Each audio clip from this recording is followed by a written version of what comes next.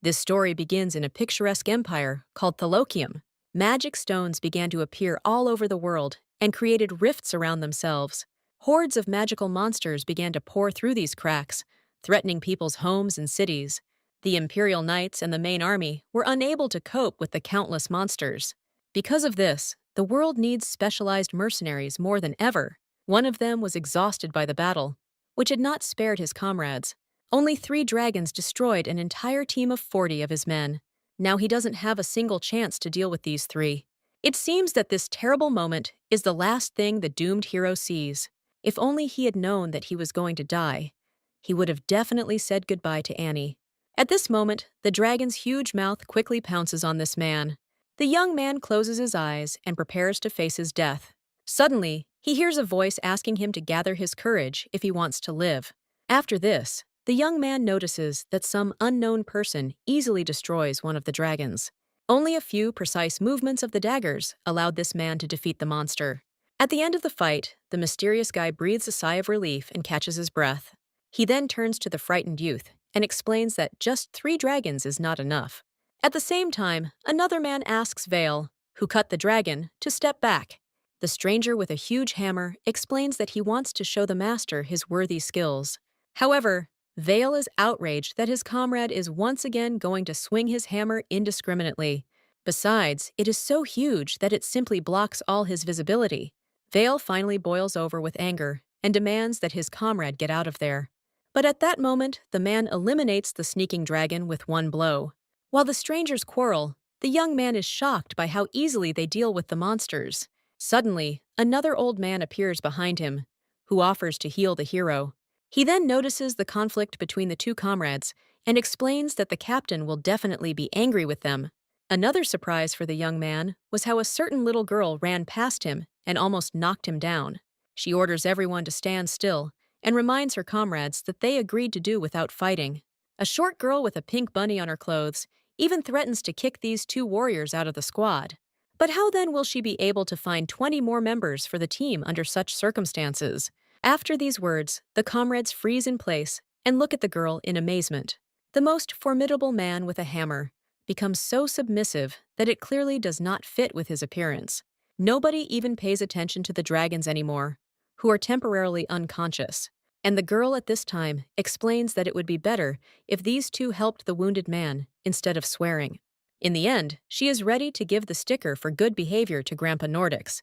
All this time, the young man cannot logically explain everything that is happening now. And what can a child do in a place where magic stones appear? Suddenly, the dragons come to their senses and are ready to take revenge on the humans with double force. The monsters open their huge mouths and pounce on the little girl. The young man shouts at the child with all his might to run away from the battlefield immediately. However, she didn't even have the thought of running away from her place. The girl explains that there is no point in wasting time on empty squabbles during a fight. After her piercing gaze, skeletons begin to emerge from the ground. These creatures reach out to dragons and immobilize them with an iron grip. At that moment, the name of a group of mercenaries popped into the young man's mind. In just 2 months since its founding, it has risen to first rank on the entire continent. This group also achieved complete success in sieges for mana stones. After the girl finishes summoning the skeletons, all the dragons end up underground. Meanwhile, the young man's jaw nearly drops from what happened. The child lifts the remaining head of the skeleton from the ground and breathes a sigh of relief. This is the greatest wizard of the Agavert group, which appeared out of nowhere and leads the squad of the King of Necromancy. The world was in dire need of powerful mercenaries due to the existence of mana stones. However, the king's true identity remained shrouded in secrecy. At this time, the girl approaches the stranger and politely greets him. She then asks the young man to choose one of 2 options. In the first, he will simply forget everything that happened and go home. The girl also understands that he is very sad about the loss of his friends, but she can't help in any way. In the second option, the young man can join the Agavert mercenary group. Now he understands why all this time no one knew who this Necro King really was. The young man's idea of a crazy man with a staff of skulls and an evil smile turned out to be wrong. In reality, the king turned out to be a sweet little girl named Tia. She is a supreme warrior who is fluent in necromancy and summons the bodies of the dead. Tia invites the young man to join their group and lures him in with a cute uniform. But all this time, the hero only thinks about how legendary the person in front of him is. And the girl promises that if the young man chooses the first option, she will simply erase his memory and take him to the village. However, if he does decide to join the squad, he will even be able to sleep longer. The big guy with the hammer explains that from 10 in the morning until 4 in the afternoon, the commander goes to a tutor, and that this time can be spent sleeping. Who would have thought that the greatest warrior would turn out to be a real child of 5 or 6 years old in appearance? And to explain all this, we need to go back 2 months. At that time, the events took place in Jeonhogu, in the Republic of South Korea. In one small but very cozy house, life went on as usual. Grandma wonders if Tia has become cooler after the sweltering heat. At this time, the girl enjoys the pleasant coolness from the fan and thanks her grandmother. That day, the entire republic suffered from the scorching sun and incredible heat, and Grandma says that Tia needs to wait a little longer before Dad comes. The girl agrees with her and eagerly awaits her father's return. However, the days on the calendar show that the man has not appeared for 10 nights. It's been quite a long time since Tia's father has returned home. Her father's name is Kim Asti, and he is an incredibly powerful paladin in the Taloshim Empire. Every day he beats up vile monsters and villains in this empire. Tia believed this story, told by her father, until she was 3 years old. Now she is 4 years old, and she knows that the strongest knight must be rich. However, looking at her family, the girl understands perfectly well that they are poor. Her father went to work even on holidays, and her mother explained this by saying that the money was not worth the effort. That's why the Thais can't seem to buy a Tanapang sticker album. Friends from Machuri's class go to the Tanapang world with their parents every day. There they constantly talk about going to the sea with their fathers, or to children's entertainment. But Tia and her dad had never been to anything like this, which usually makes children happy. However, even under such conditions, the girl remains completely fine. A dilemma arose between the grandmother and sister: how to send Tia to school if she was not registered at birth. What if she gets sent back to her country and number 106 days to serve out her sentence here? It's good that the director of the kindergarten turned out to be a good person and didn't give up on the smart girl. At the same time, Tia's father promised to live a long life with her and to return to her hometown someday. There, he will give his daughter smiles every day and eat lots of delicious food. Spending time with her father made Tia feel like the happiest person in the world. And her dad was 1,000 times more precious to her than Tanipang's new sticker album. Therefore, more than anything in the world, she would like her father to come home as soon as possible. One day, Grandma Taya's worried sister runs into the house and tells her that something bad has happened. The grandmother is very angry at the woman who could have frightened the child.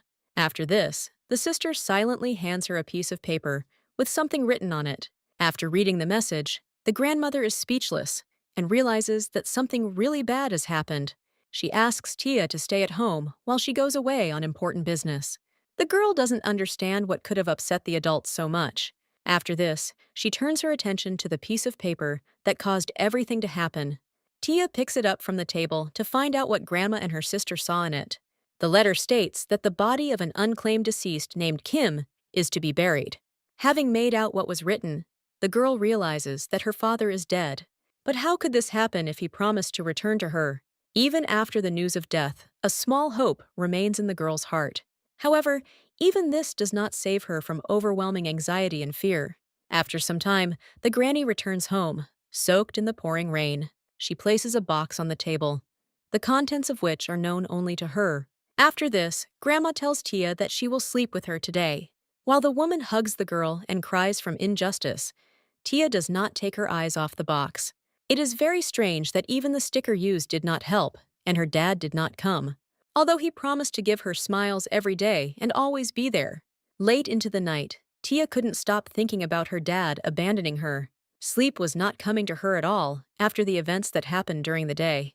As a result, the girl gets out of bed and decides to figure everything out on her own. The first thing she does is take out the box that Grandma brought. Tia opens it and finds her dad's personal belongings inside. She takes out his wallet and realizes that he will no longer need these things. Tears well up in her eyes, because his words about a long life with her will now not come true.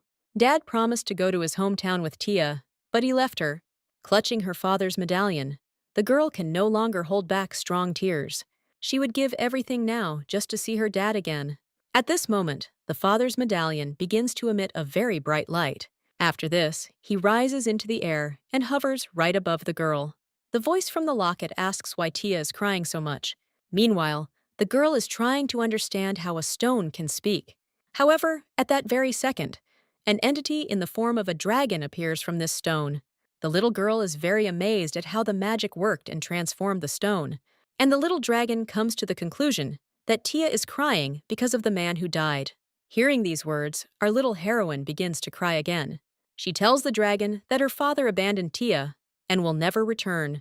Unable to bear the girl's tears, the dragon presses his head against the baby's head. After this, he promises that he will definitely save her father and fix everything. But in this case, the girl must promise that she will stop crying. Tia will also have to sacrifice all her acquaintances and things in this room. At that moment, the girl did not understand the meaning of the words of the black from head to toe dragon, but all her thoughts were occupied only with her father, who promised to show her the place where she was born. So all she wants is to get her dear father back. With incredible hope in her voice, Tia asks Chernish to bring her dad back. At this moment, there is a sharp flash of light and the feeling that the girl is flying somewhere at great speed. After a while, she feels a fresh breeze blowing over her in her warm bed. Tia sleeps peacefully and doesn't even suspect that she has moved to another place. All this time, she has a nightmare in which she opens a box with her father's things, and then her tearful request that Chernish return her dad to her. The girl opens her tear-stained eyes and calls for her father again. At that moment, in front of her, she sees a boy with black hair and horns on his head. But where did he come from if she had never seen him before? Tia is very scared of the stranger and wonders who he is. After this, the girl notices black horns that seem familiar to her. She remembers that Chernish, who promised to bring her dad back, had exactly the same ones. Fear gives way to delight at the fact that the dragon can turn into a human.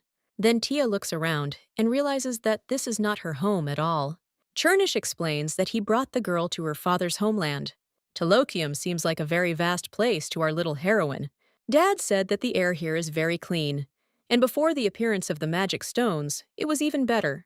At this moment, Chernish says that even he would not have been able to resurrect her father, so he transported the girl back in time to 7 years before her birth.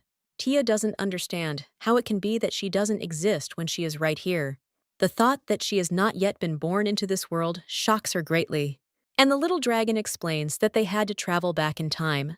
Tia is amazed by Chernish's magnificent abilities, which are similar to the magic of the legendary Pokémon.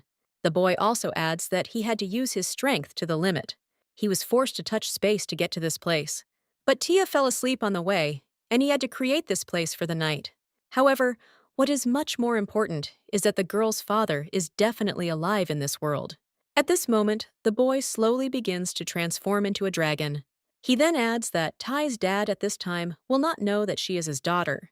This world is much larger than it seems, and there is no guarantee that they will find the girl's father. Although these words make our heroine cry, she still decides not to give up. She is not even afraid of the thought that her father will not recognize her, since when they meet, she will be able to explain everything. The most important thing is that in this world, her beloved father is alive and well. Wiping away her tears, Tia adds that her dad must be the greatest and strongest paladin, and the place where such great warriors gather is called the capital. Meanwhile, events unfold on the southern outskirts of Talokium in the Brioude forest. Basto Ferrex, a wandering mercenary, was desperate to find food. Because of the monsters that crawl out of the magical stones, there is almost no game left in the mountains. As soon as one stone is set in motion, a new creature bursts forth from another. These monsters have been crawling around endlessly since the magic stones appeared. Therefore, Basto spends almost every day in fierce combat. Yesterday, he was firmly convinced that this was the last day of his life. However, he fought desperately against the monsters and achieved victory. As a result, today, Basto is alive again for the sake of his beloved family. But all his efforts seem in vain with so many creatures. The man thinks that the hunt is not going well at all, and it is time for him to return home. Suddenly, he hears the sound of a trap being triggered and realizes that someone has fallen into it. Meanwhile, Tia feels like she's in trouble. She doesn't understand why she can't move forward. Looking at the soaring birds, the girl thinks that she could really use some wings right now. As if reading her thoughts, the little dragon informs her that he will not carry her. Now, he can't do anything at all, since his strength has been exhausted. Tia understands that this happened to fulfill her wish. She feels ashamed of her behavior and offers Chernish a shoulder massage. However, the dragon refuses her help and explains that there is no need for it. Things like teleportation leave a trace, and it can be easily detected. At this moment, Chernish suddenly falls silent and turns back to stone.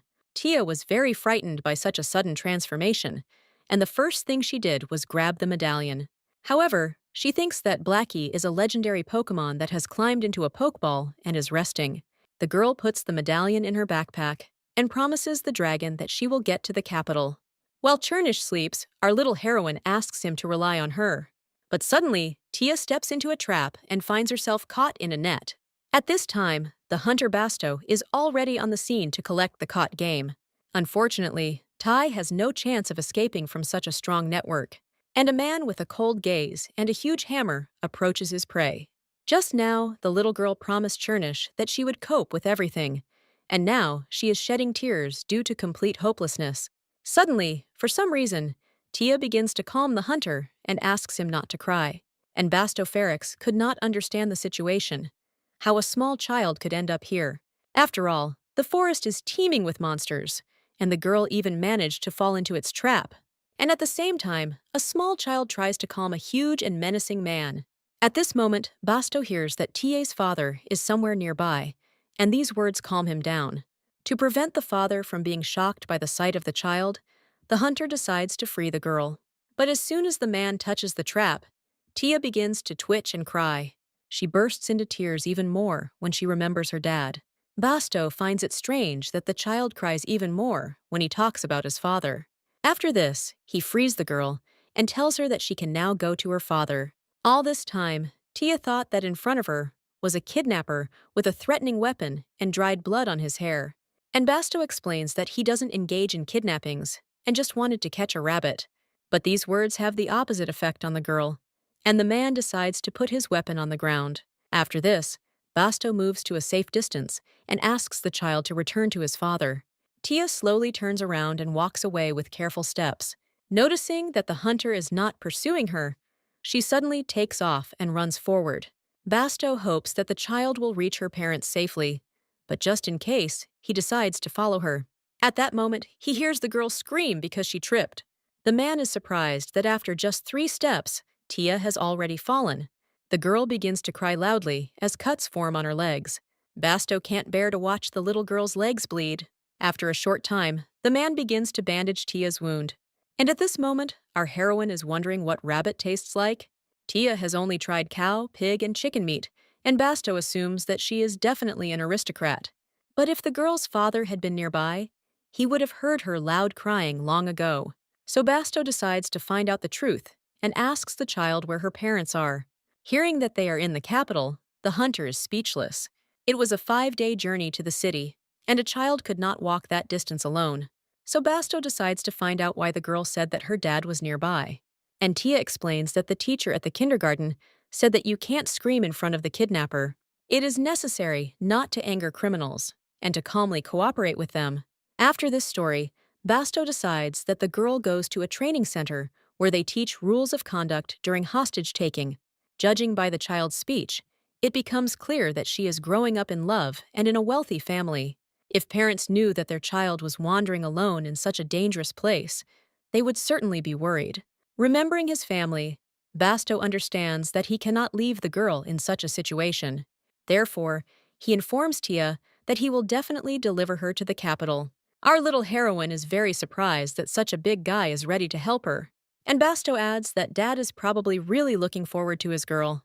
The man then passes the girl some soup, and she is left inspired by the words that her father is waiting for her. As he began to eat, Basto remembered that once he got to the capital, he would be able to hand over the magic stone. Meanwhile, Tia is getting ready to try the food and wonders what it is. The hunter explains that this is carrot soup, which will give the girl strength.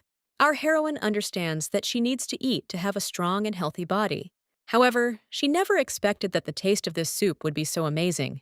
Tia devours the portion in no time, with the carrots soft and sweet like jelly. Seeing how much the girl liked the soup, Basto offers her another serving. Our heroine gives the plate to the hunter and notices an inscription on it. It contains a declaration of love to his father, which makes Basto sad. And Tia at that moment realizes that there is no way she could have read it. She learned a completely different language, and even her uncle speaks a foreign language. Tia decides that it's all thanks to Churnish and his Pokemon power. She would really like the little dragon to eat with them and gain strength. Thus comes the evening, in which the small clearing is illuminated only by the burning fire. Tia falls asleep peacefully and imagines how she will soon meet her dad and Churnish. All this time, Basto does not take his eyes off the girl and watches her sweet sleep with pleasure. In the following days, our heroine continued to dream about how Churnish and the uncle would meet her dad.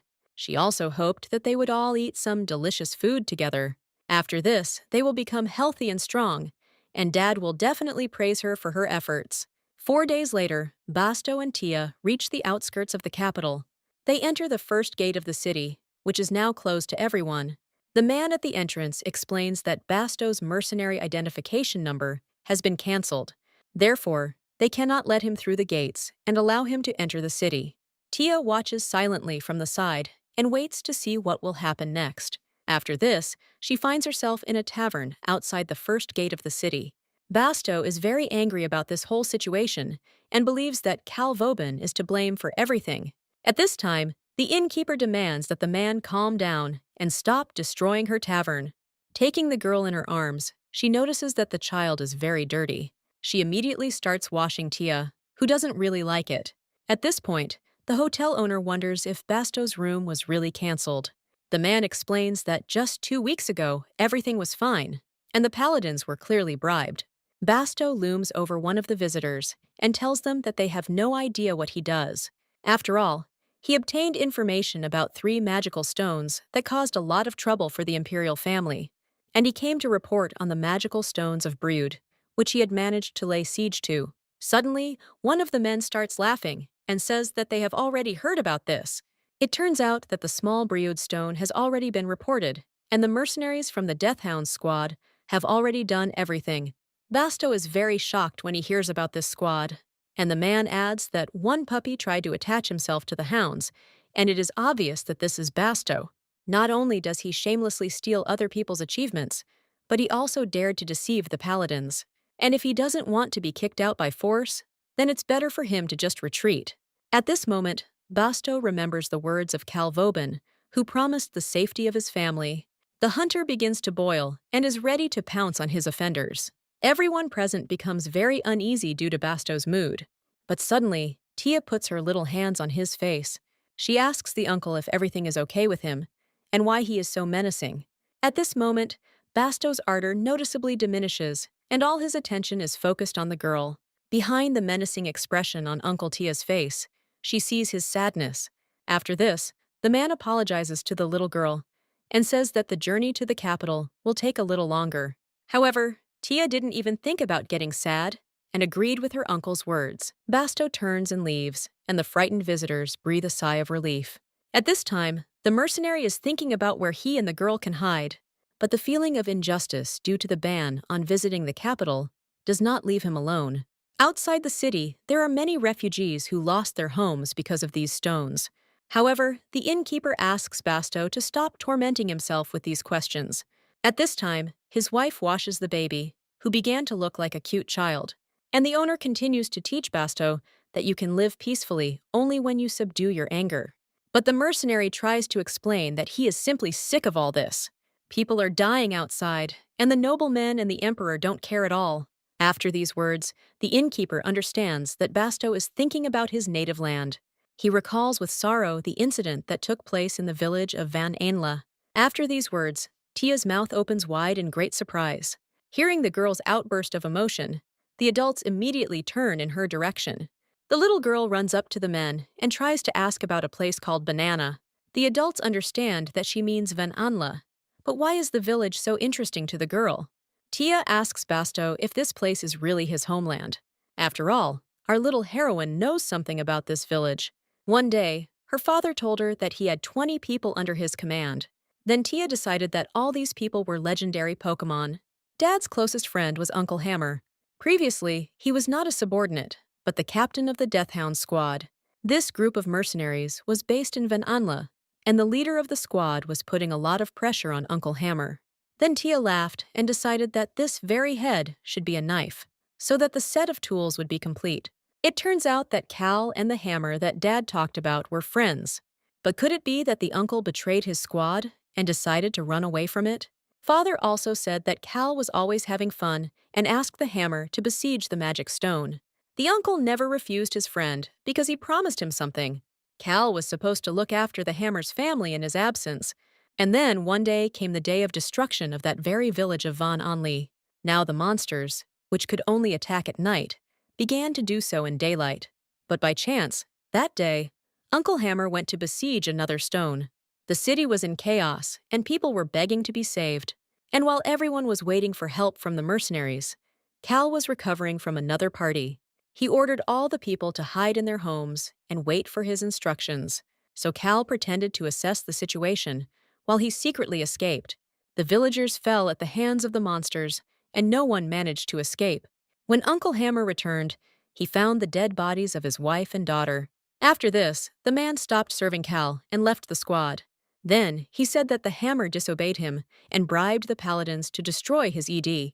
Now Tia understands that the man simply does not have the documents to enter the capital. Having become a loner, the hammer met her father, who was ranked number 1. Father Tia helped the uncle with the documents and offered him a job. Remembering all her father's words about the hammer, the girl decides to find her father as soon as possible. After all, only he can help Basto and restore justice. But to meet her father, Tia must somehow find herself in the capital. Unfortunately, she can't go there to find her dad and introduce him to her uncle. Out of desperation, Tia begins to have a headache and tension appears. Thus begins the first night when Tia falls asleep in the inn by the gate. Lying in bed, she frowned, her face frozen in anticipation of sleep. Basto quietly comes up to her from behind and wraps her in a warm blanket. All this time, he thinks about how to help the girl get to the capital. To do this, you can create a new identification number or come up with another method. Even if he couldn't go with Tai, this child should be entrusted to the person who would take her to the capital. However, it will be hard for Basto to part with the girl after such a short meeting. Having come up with nothing, the man goes to bed and covers himself with a warm animal skin. At this time, a small black dragon crawls out of the girl's backpack. He sees that Tia is sleeping with a calm face and understands that nothing terrible has happened. Chernish was very worried about the girl who went to the capital alone. The little dragon would like to spend more time with her, but he still doesn't have enough strength. He even feels sorry that he turned back time a little. Chernish strokes the baby's head and asks her to wait just a little longer. After this, he turns back into a stone, which falls on Tia's pillow. When the morning comes, the first thing the girl does is start looking for Basto. The owner of the house warmly replies to the child that he has gone out and invites Tia to go shopping. After some time, our little heroine finds herself in a busy market, but it is not the abundance of goods that attracts her attention, but one man. She finds it strange how he looks and how sullenly he sits in the square. And the innkeeper explains that recently there has been a shortage of mercenaries to besiege the stones. Tia notices that many people in the market are very poor and unhappy. She recalls Basto's words about how there are many refugees outside the capital who have lost their homes. Everyone except the rich people in this capital city is trying to just survive every day. Suddenly, Tia hears loud screams as she passes by the square. An angry man screams that someone tried to steal his wallet. But the poor woman tells him that he is talking nonsense and that she did not touch his wallet. At that moment, the man hits her hard on the cheek with his hand. This cruel sight makes the girl feel uneasy. It's too hard for her to see someone beat another person. She immediately remembers one unfortunate woman from room 203. One scoundrel also beat her every day and caused her severe pain. This woman was very kind and often offered Tia ice cream. The girl believes that people who hit others are very bad. Tia can't take it anymore and stands up for the poor woman, demanding that the man stop beating her. The hotel owner didn't even have time to notice how the girl suddenly disappeared from her place. At this time, the man gets even more furious because of the little rascal. However, all the other refugees also begin to stand up for the woman. But the rich villain continues to insist that he is being deceived. At this point, the innkeeper decides to approach this man. She explains that the back alleys of the immigration office are where those who have nothing to lose live. It doesn't matter who is in front of them, a nobleman or a rich man, because it is useless here. And if a man doesn't want to end up dead, then it would be better for him to leave quietly. These words clearly frightened the rich villain, who immediately hurried away from the square. On the way, he pushes all the people aside, suffering complete failure. And Tia admires her grandmother, who resolved a difficult situation. At this time, the hotel owner remembers that the victim lives in a room on the second floor. It looks like he hasn't been home for several days, and it's unclear what he's doing there. Tia is surprised to discover that this is not a nice woman at all. The girl is even more shocked when she calls her grandmother an old woman, and the hotel owner invites the victim to look at her face, on which there remains a mark from the blow. Then Grandma asks to follow her, and Tia no longer knows who she helped. After all, judging by this man's face and words, he doesn't look like a good person. However, she still tries to console herself with the hope that she did everything right. After this, the innkeeper brings the woman to her tavern, along with Tia. She asks the guest to wipe his face with a wet towel, but this makes him outraged. Granny promises to give her another slap, and only after that does she reluctantly fulfill her request. Seeing her sister's behavior, Tia begins to understand a lot about her character. After this, the girl cannot stand it and calls the woman vile. If the little sister really tried to steal the wallet, then the tiger will bite her. At this point, the guest finally loses her temper and starts shouting various curses. She doesn't understand why everyone around her considers her a woman. In fact, this is a man with long hair and expressive eyes. Upon learning that her little sister is actually her little brother, Tia is completely speechless. This is the first time our heroine sees a guy who looks so much like a girl. At this moment, a dejected Basto returns to the hotel, and the guy says that it was he who stole the wallet, which originally belonged to him.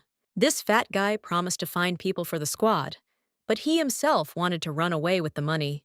Tia is very surprised that her new acquaintance is gathering mercenaries. Basto hears this conversation and cannot believe what he hears. At this time, the guy explains that he will not be able to become a knight, and the only way to earn money is to become a mercenary. Tia wonders if it's possible to get a certificate if you become a mercenary. The guy confirms her words and says that first she will need to pass an exam. The girl understands that this is exactly what is needed and offers to create a squad together with Tai. But the guy is stunned by the nonsense that the little girl is talking. After all, he only works with professionals, with whom he can make a lot of money. And where is it seen that the killer joined the squad with a small child? And the girl decides to use her main argument and tells about the legendary Pokemon in her backpack. Moreover, Uncle Basto, who is very strong, lives with her. At that moment, a huge man with a hammer approaches the table where the guy and Tai are sitting. Basto turns to the stranger and asks if he is really gathering a squad. Meanwhile, the guy is trying to figure out what kind of pile of muscles is standing in front of him. Uncle Hammer explains that he can handle the small magic stone alone. He doesn't have a number now, but he's worked as a mercenary his entire life. 6 days ago, he cleared the small stone in Briarwood alone. The guy remembers that he learned about this small stone recently at the first gate. The immortal hounds returned and shouted loudly that they had cleared that very stone. But the guy clearly doesn't like this squad with their nasty faces. Moreover, they were allowed into the city without even checking the core that falls from the stone. Since when have mercenaries and paladins been on such good terms? After this, the guy answers Basto that this small stone was cleared out by another squad. Tia stands up for her uncle and explains that Cal lied and took the victory away from the hammer. Because of this liar, Basto lost his number, and now he and the girl have to suffer. The mercenary explains that he is ready to prove his strength with action, since he really needs the number. He promised to take the girl to the capital to her father, but to get in, he needed a number. Now the guy is even more surprised, because all this time he thought that Basto was the child's father. But now he realizes that these two are really not alike at all. Although they look like idiots, they seem to be telling the pure truth. But this explains everything, and it turns out that the hounds stole the credit for this mountain of muscles. To prevent him from taking revenge, they canceled his number and closed his path to the capital. For 2 months now, the guy has been hanging around the gates looking for normal guys.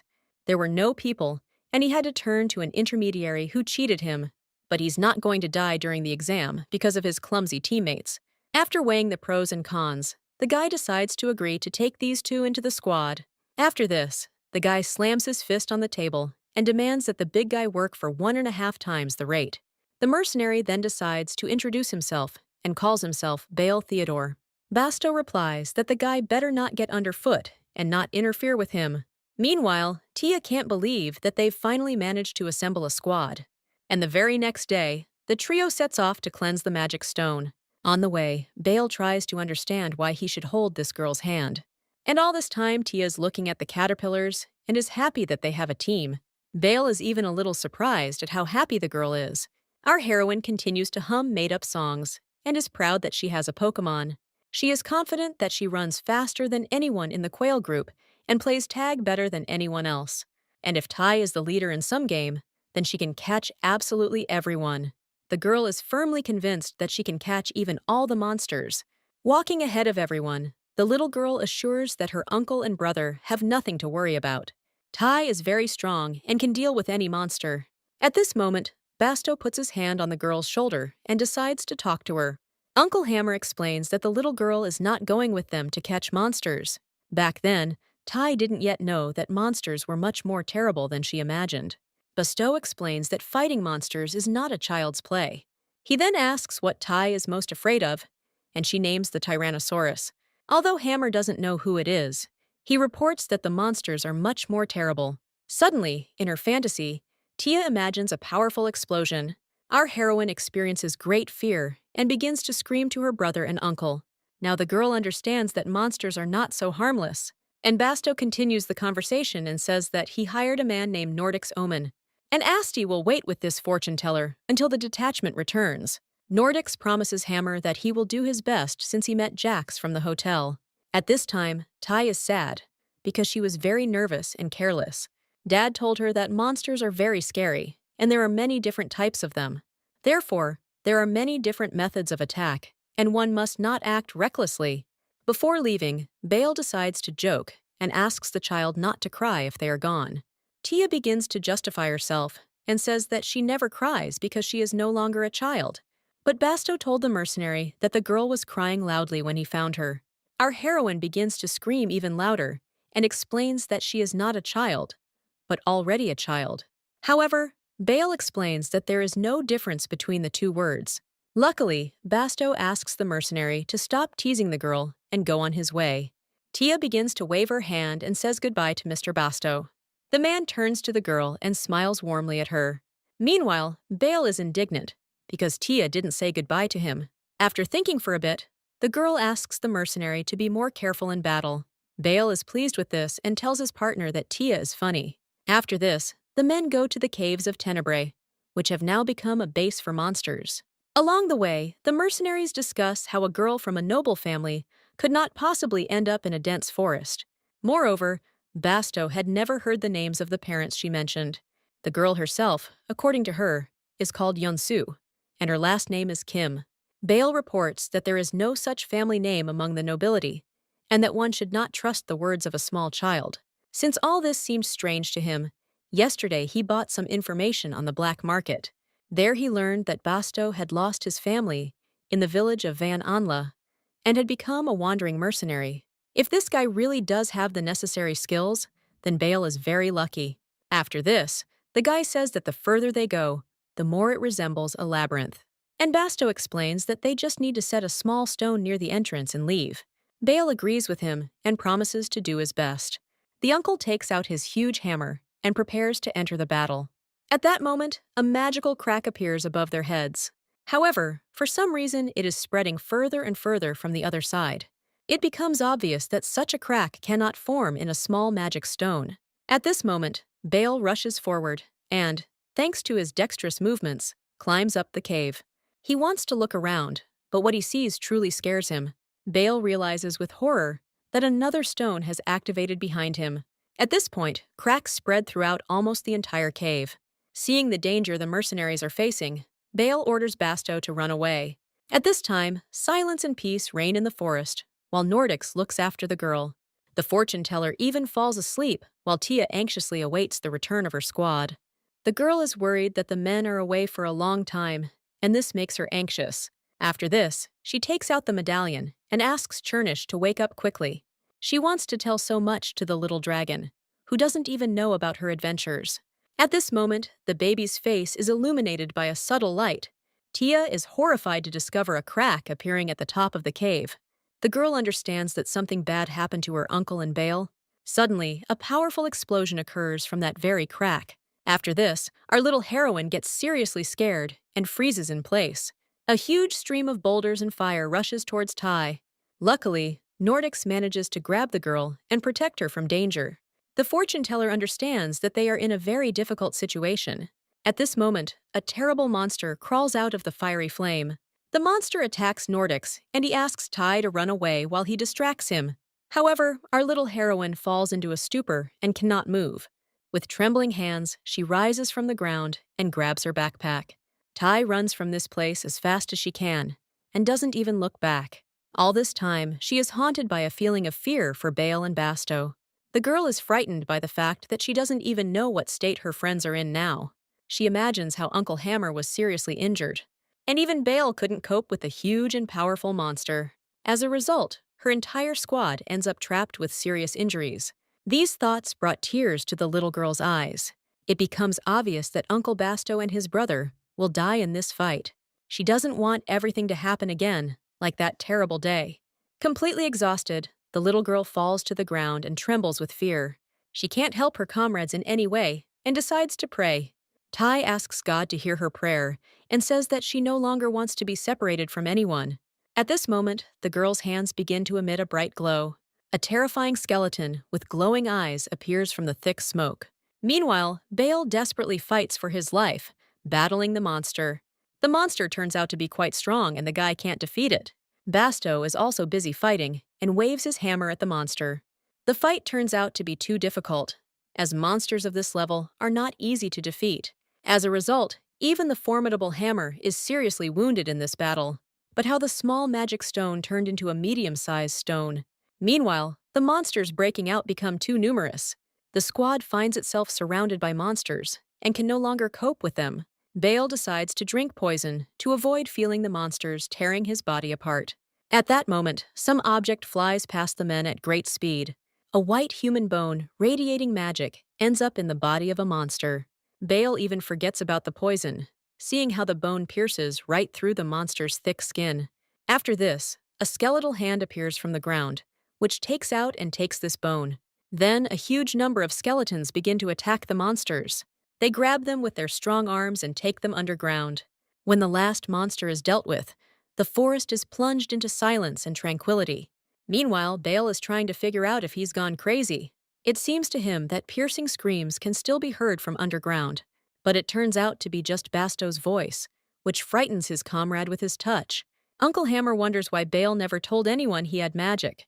But the mercenary considers this nonsense, since he thought that this was the work of Basto. And if what happened a little later, he would already be dead because of the poison. However, if neither Basto nor Bale have magic, then who saved them? Those that broke through from underground are creatures of darkness and are called skeletons. They belong to the magic of necromancy, which is known only from legends. It turns out that the one who first used this magic in history is nearby. This means that this man is somewhere in the forest, and it is not clear what his intentions are. At this time, the footsteps of other skeletons become increasingly audible. The men turn around at the sound and try to understand the purpose for which they were saved. And from the forest, a thick greenish smoke rises, and the steps get closer and closer. Tia appears in front of the men, tears streaming from her eyes. The girl is accompanied by a crowd of skeletons from behind, and she holds one of their heads in her hands. Seeing her brother and Uncle Hammer, the little girl starts crying even harder. She already thought that they were dead, and was very glad to see them alive. At this moment, one of the skeletons whispers some important information into her ear. Afterwards, Tia tells the shocked men that Grandpa Nordics is heading their way, and the skeleton decides to also say that Bale and Uncle could have become the 24th and 5th skeletons. Tia is outraged by his words, since a joke should lift the mood, not scare.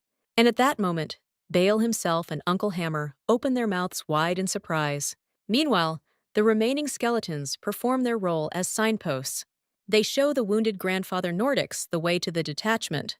Having seen the fortune teller, Tia reports that the skeletons really did not deceive. Basto is very surprised by the power the little girl has, and Tia adds that the bony ones are underground and know everything. At this moment, the skeleton's head in the girl's hands tells her something about the core. The men get together and decide to discuss what is happening. Nordics can't believe that this girl summoned these skeletons, and Basto reports that Tia can apparently even hear what they are talking about. But when he first saw the baby, he had no idea about her abilities. At this moment, Tia tells Uncle Basto that the skeletons told her about the cores for passing the test. The skeletons have collected these cores for them, and it is time to go get them. Upon entering the cave, the squad discovers many multicolored stones on the floor. By this time, the rifts and magic stones had completely disappeared.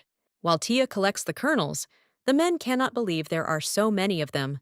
Even Nordics is surprised that the child has such powerful magic. Basto and Bale can't even move due to extreme bewilderment. And Grandfather tells Tia that she has incredible abilities that blossomed on their own. Usually, a talent for magic is revealed at the age of 10, but even this happens rarely. After this, Bale can't take it anymore and tells the little girl how magnificent she is. Tia didn't expect her new ability to make such an impression. Hearing that she is the best, the girl opens her mouth wide in surprise. Her father was the best of the paladins, and now Tia is just like her father. After this, she answers her squad that blood really is thicker than water. When the skeletons hear a joke they like, they start laughing. And all the men decide to understand why the girl suddenly remembered this proverb. The girl looks around to tell the squad a secret. In fact, her dad is very strong, and they say that there is no one equal to him in the world. She then reveals the secret and says that her father is a paladin. After these words, the puzzle begins to come together in Basto's head. He immediately thought it was strange to see a child alone in the forest. In the world there is holy power and magical power, where the former is awakened by paladins, putting it into swords. And magicians awaken magical power and use its various forms. These two forces are opposite to each other, and it is incredible to see a child of paladins who has awakened magic.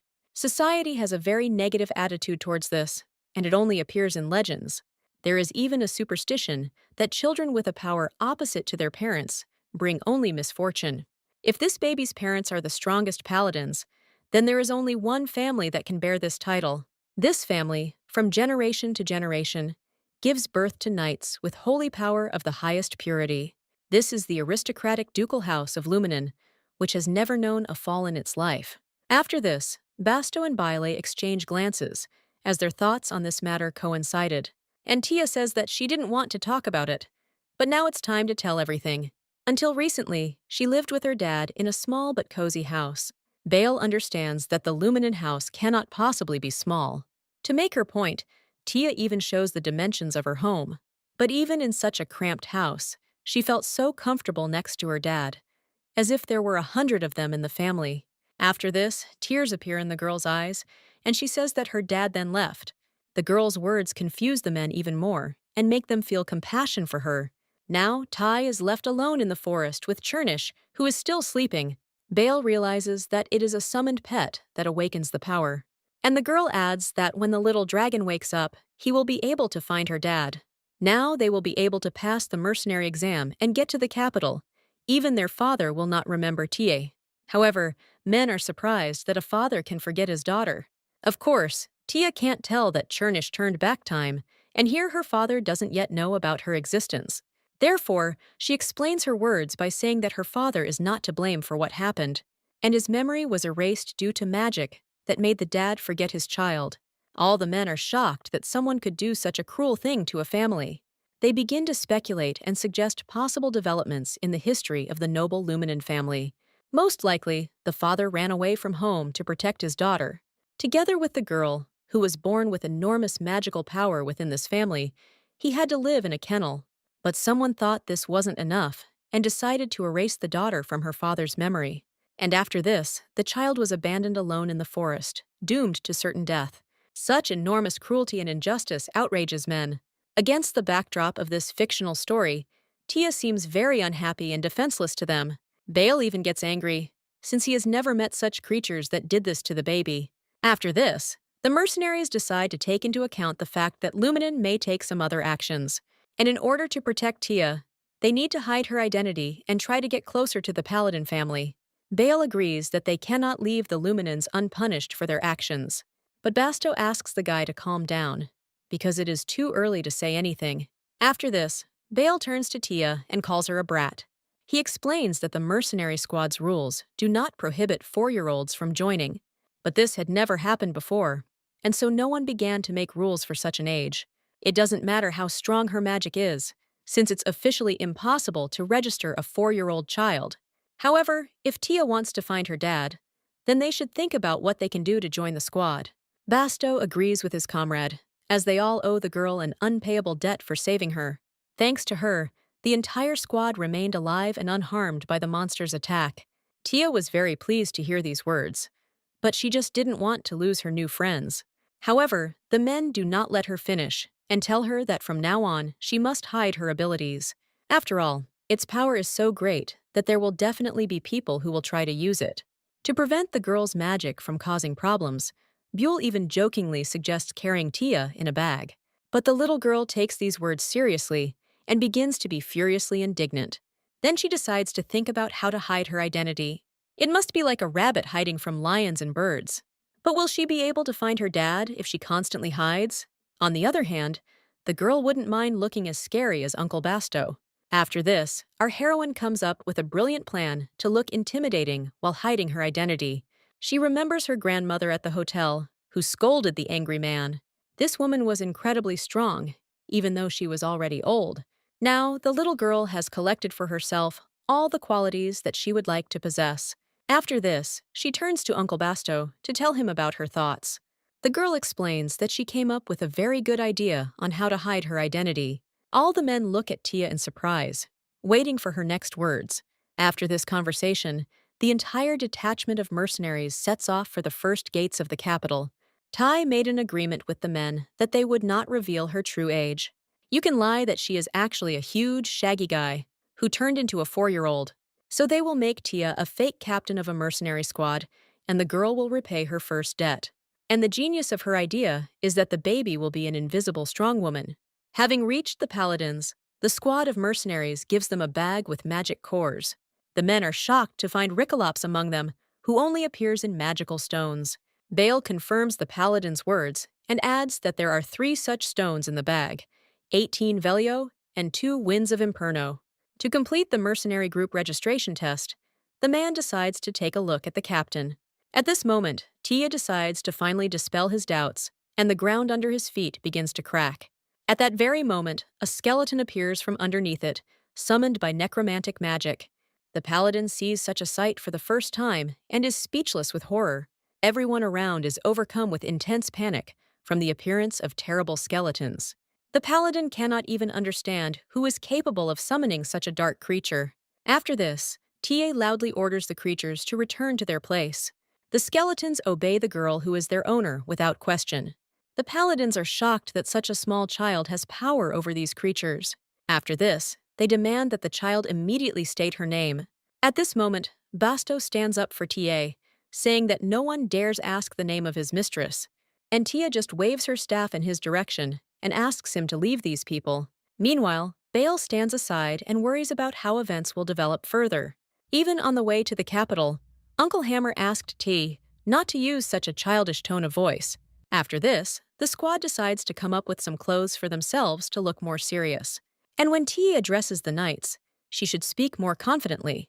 The girl decides to rehearse her speech and looks truly terrifying at that moment. When she starts talking to the knights in that tone, they become uneasy. And at this moment, Bale can barely contain his laughter because Ty is getting tongue-tied. But our little heroine is confident that she can handle everything. After all, the one who really makes you scared is Bone Friend number 3. With his sharp dagger and magical aura, he looks truly terrifying. And TA at this time informs the knight that he does not need to know her name. She can be called Commander King, and that should be enough to join the squad. After some time, the paladin begins registering the squad as mercenaries. He leaves the men at a large table and asks them to wait for his return. When the paladin leaves, the mercenaries finally decide to express their joy. After all, the knight saw them off without even asking their real name. Nordics is also glad that everything went well, and they were not rejected. He is ashamed to admit that his age makes him seem like a burden. At the same time, Nordics wants to repay Captain King for saving him. After this, the grandfather asks what the girl will name her squad. At this point, Tia realizes that she had been so focused on her role as commander that she hadn't thought about the title at all. Then she says the first word that comes to her mind. But Bile is outraged, because the name Maturban even sounds terrible. The mercenary objects, and at that moment, the paladin returns to the room. He reports that the identification number has been assigned to the captain. It was also noted that the commander's specialty is the magic of the dark element. After this, the paladin asks permission to ask the captain a few questions. Tia remembers her friend's advice about not having to respond to knights. After all, these people have no authority to try to extract any information. The little girl understands that she doesn't have to answer an uncomfortable question and doesn't even have to raise her hand. The Empire is currently receiving assistance from mercenaries in the siege of the Magic Stone.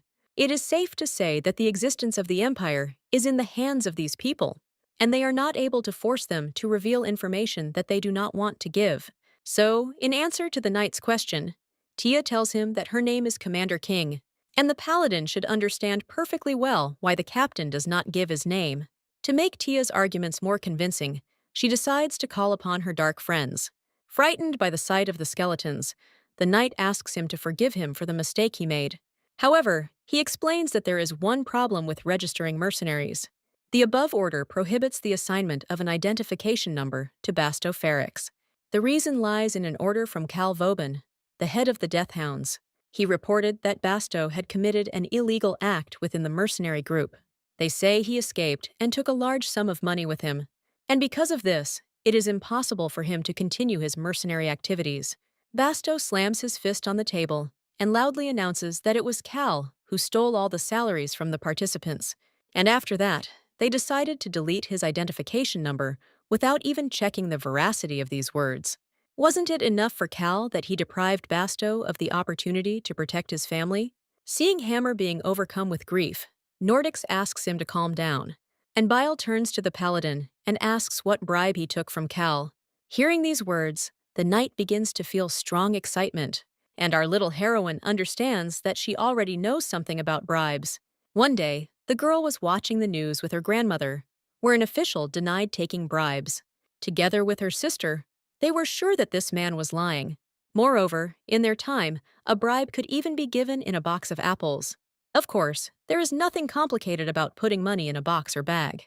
It turns out that Cal also bribed someone and set up Uncle Basto.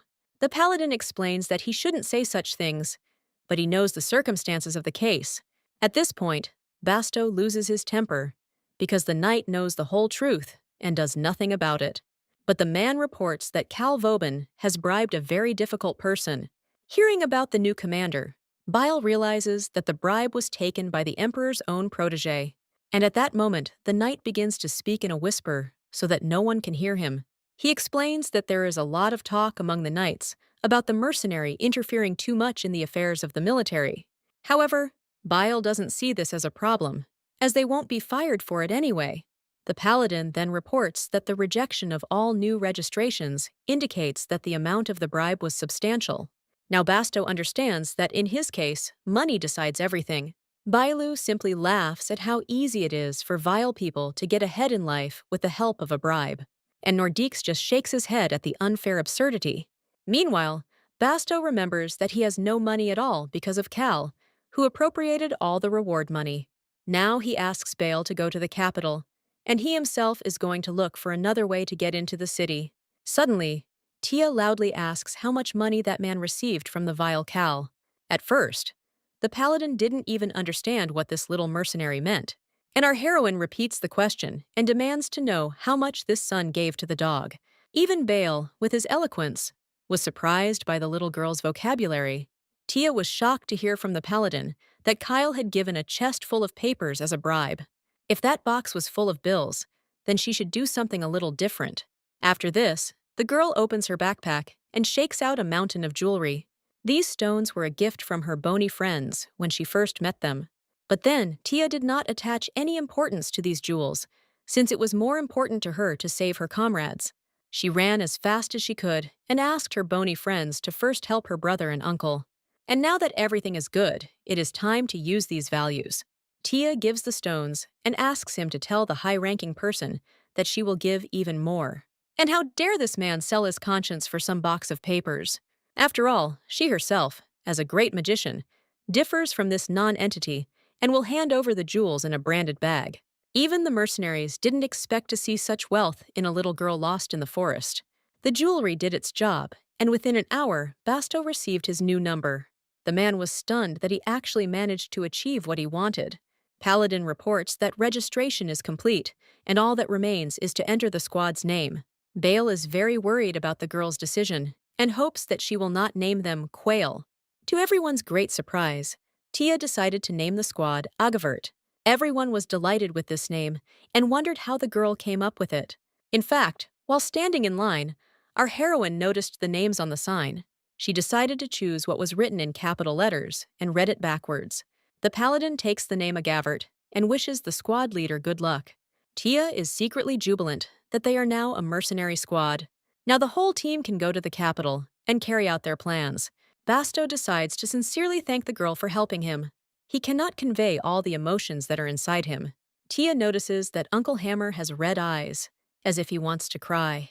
Just like her father did back then, she helped Uncle Basto cope with difficulties and injustice. After such a successful deed, the girl invites everyone to eat something tasty at the hotel. Basto agrees with the commander and is now determined to help the girl find her father. Meanwhile, events unfold in a port city on the outskirts of the capital called Pearl City. One red-haired woman runs through all the streets and shouts that she has urgent news. She suddenly runs into one of the bars and tells the boss that something incredible has happened. In her hand, she holds a document which states that a new detachment of mercenaries has passed through the gate. While the squad leader sleeps at the bar, his comrade asks Livia not to spread trivial gossip. After all, they don't register simple greenhorns as mercenaries, and there's no point in taking up the boss's time to rest. At this moment, Tezetan Veronio, who is the commander of Treba's squad, raises his head from the bar counter, and Livia continues to argue with her friend about the fact that she has found a sensation. But Victor is firmly convinced that all this is nonsense and not worth any attention. Suddenly, Tezetan asks his comrade to listen to Livia and not to ignore her words. It seems that an extraordinary character has indeed appeared in the capital, leading a squad.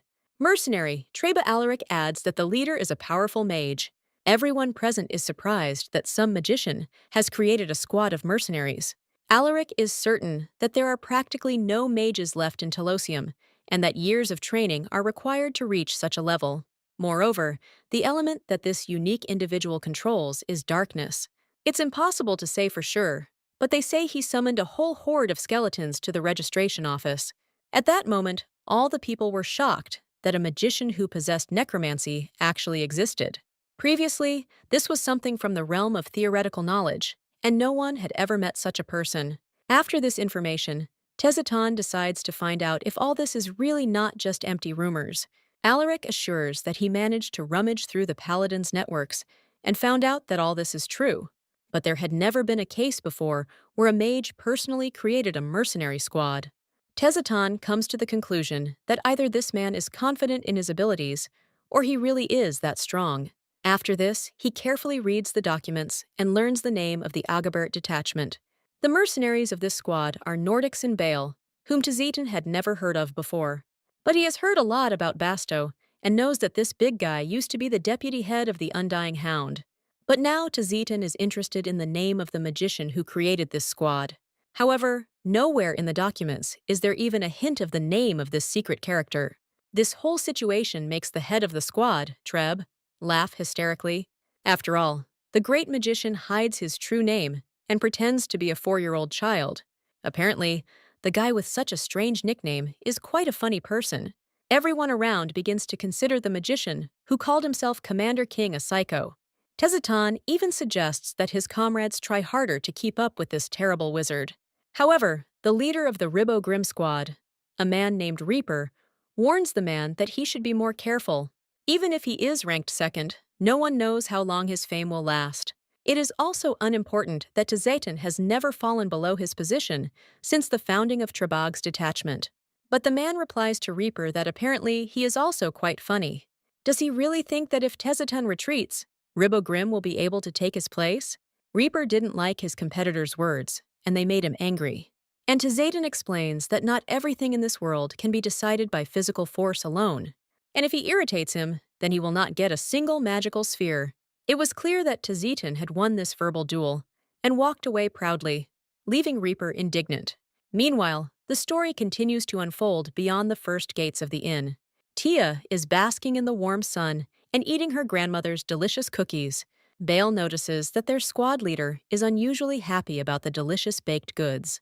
He calls the girl Commander King, but our heroine is not yet accustomed to such treatment. The little girl starts to get embarrassed and asks to be called by her first name in front of others. Bale pretends to be casual, but is actually struggling to contain his laughter. He's surprised that the brat likes her weird nickname so much. The mercenary points his finger at the girl and repeats his question again. Tia explains that the strongest and coolest guys always have nicknames. It's like her friend Henu from the group Quail, who put a skin on a character in the game and became a legend. But Bale says that he still doesn't understand anything the girl says. Tia calls the mercenary a fool, and at that moment, Basto and Grandpa Nordics return home. The man asks how Bale and Commander King are doing during their day. But the first thing Tia notices is the cloaks of the Agabert mercenary squad that Basto is carrying over his shoulder. She waited a long time for this uniform, which was embroidered with a pink rabbit. Tia is amazed at how cool these capes turned out. But most of all, she is happy about Tinypin, who is depicted on their uniform. However, Bale is outraged that Basto actually decided to sew on this pink caterpillar. Tia almost faints when she hears her little brother call her cute bunny Tinypin a caterpillar. Basto explains that even though the girl is the nominal head of the squad, her opinion cannot be ignored. But Bale is sure that instead of this caterpillar, something more powerful could have been sewn on. Tia is outraged that Tinypin, whom she and her grandfather so painstakingly drew, was criticized to smithereens. At this point, Bale takes the ink and says that he will simply erase this moldy insect. Suddenly, Tia, in a fit of anger, sinks her teeth into the mercenary's hand and demands that he not insult Heartpin. Bale finally manages to free his hand, which is covered in drool. The mercenary even calls Ty a dog and is about to complete his intention to erase the stripe. However, the girl tearfully pulls her brother's clothes and forbids him to do this. Suddenly, ink flies out of Bale's hands and leaves its mark on the wall and floor. After this, the man notices that drops of blood are running down his hand. A dragon's wing appears in the room, outraged by what is happening. Did Tia really ask him to wake up quickly to show this inappropriate behavior? Seeing the blood on the mercenary's fingers, the girl is speechless, and Basto and Nordics are shocked by the fact that an unknown creature appeared in front of them. Chernish gets into a fighting stance, and he is clearly not happy with what is happening. At this point, Beal asks the little one what she just did. Did she really decide to use her summoning to attack him? Luckily, Basto stands up for the girl and asks Bale not to interfere. He heard from Nordics that Tia still has difficulty controlling her power. Therefore, he asks the mercenary not to do anything that he will later regret. At this moment, Bale turns around to look at the dragon. He becomes insane because the creature laughs at his loss.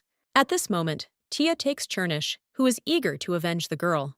But our heroine asks the little dragon to calm down and not get into a fight.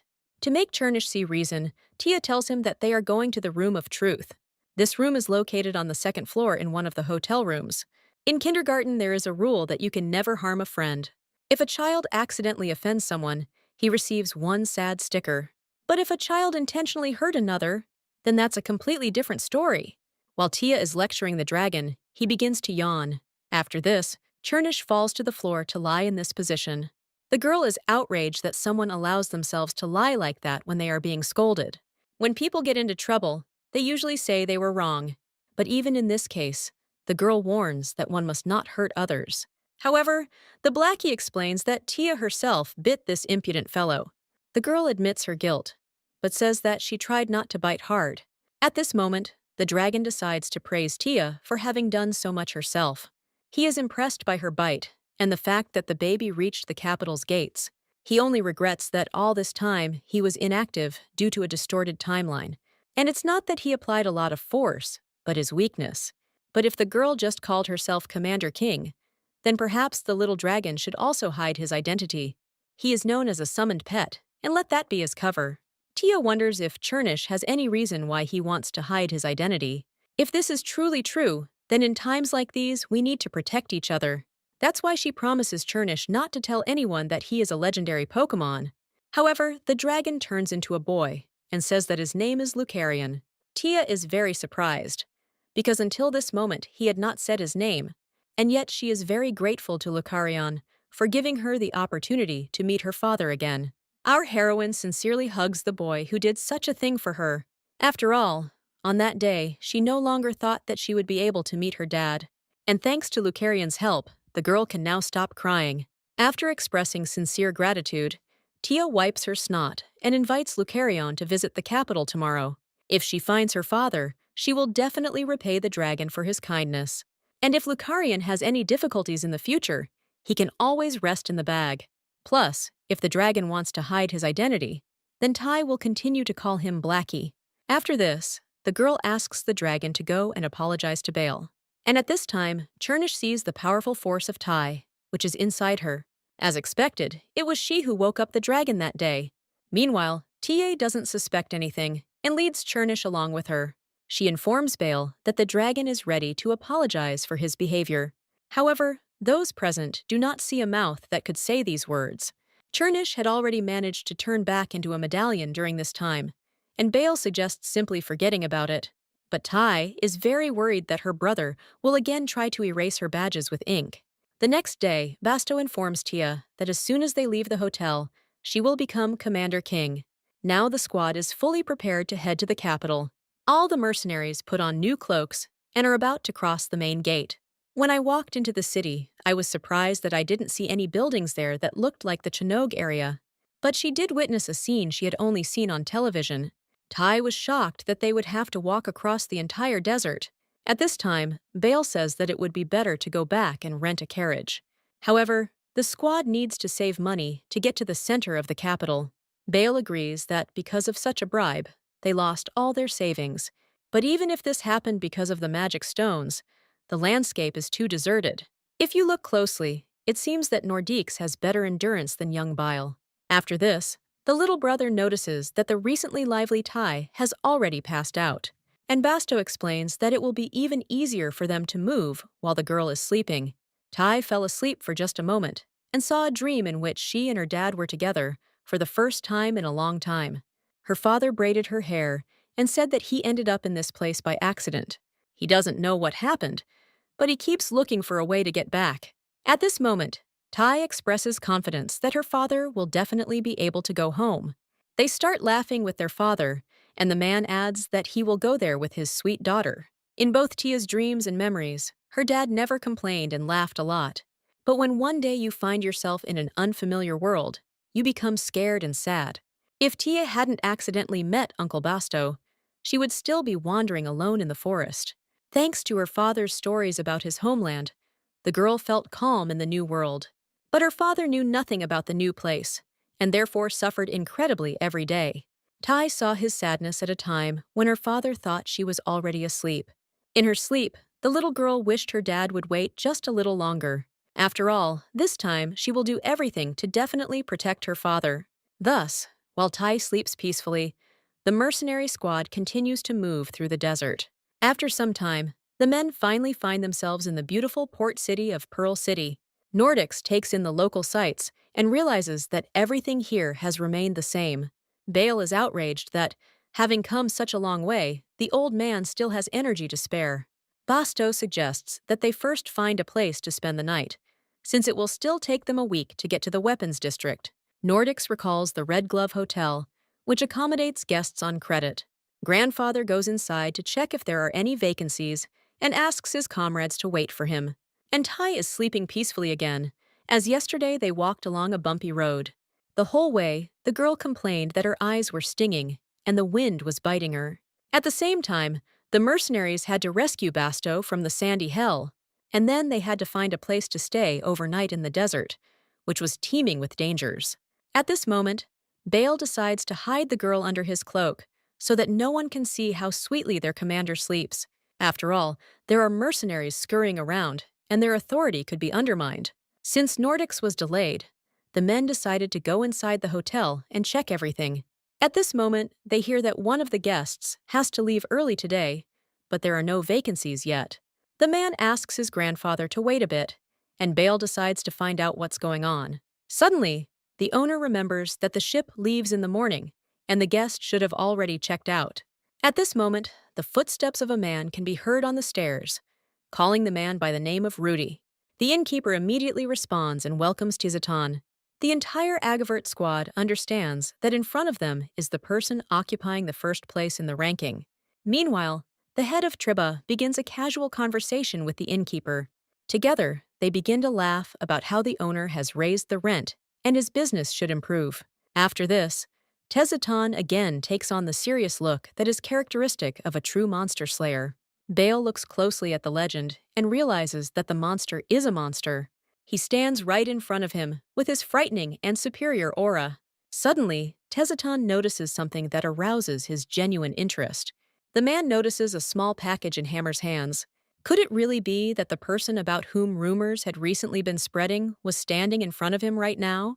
However, at this moment, Tezatan is distracted by the words of his comrade that the ship has already arrived. The man sighed resignedly and announced that he was already on his way.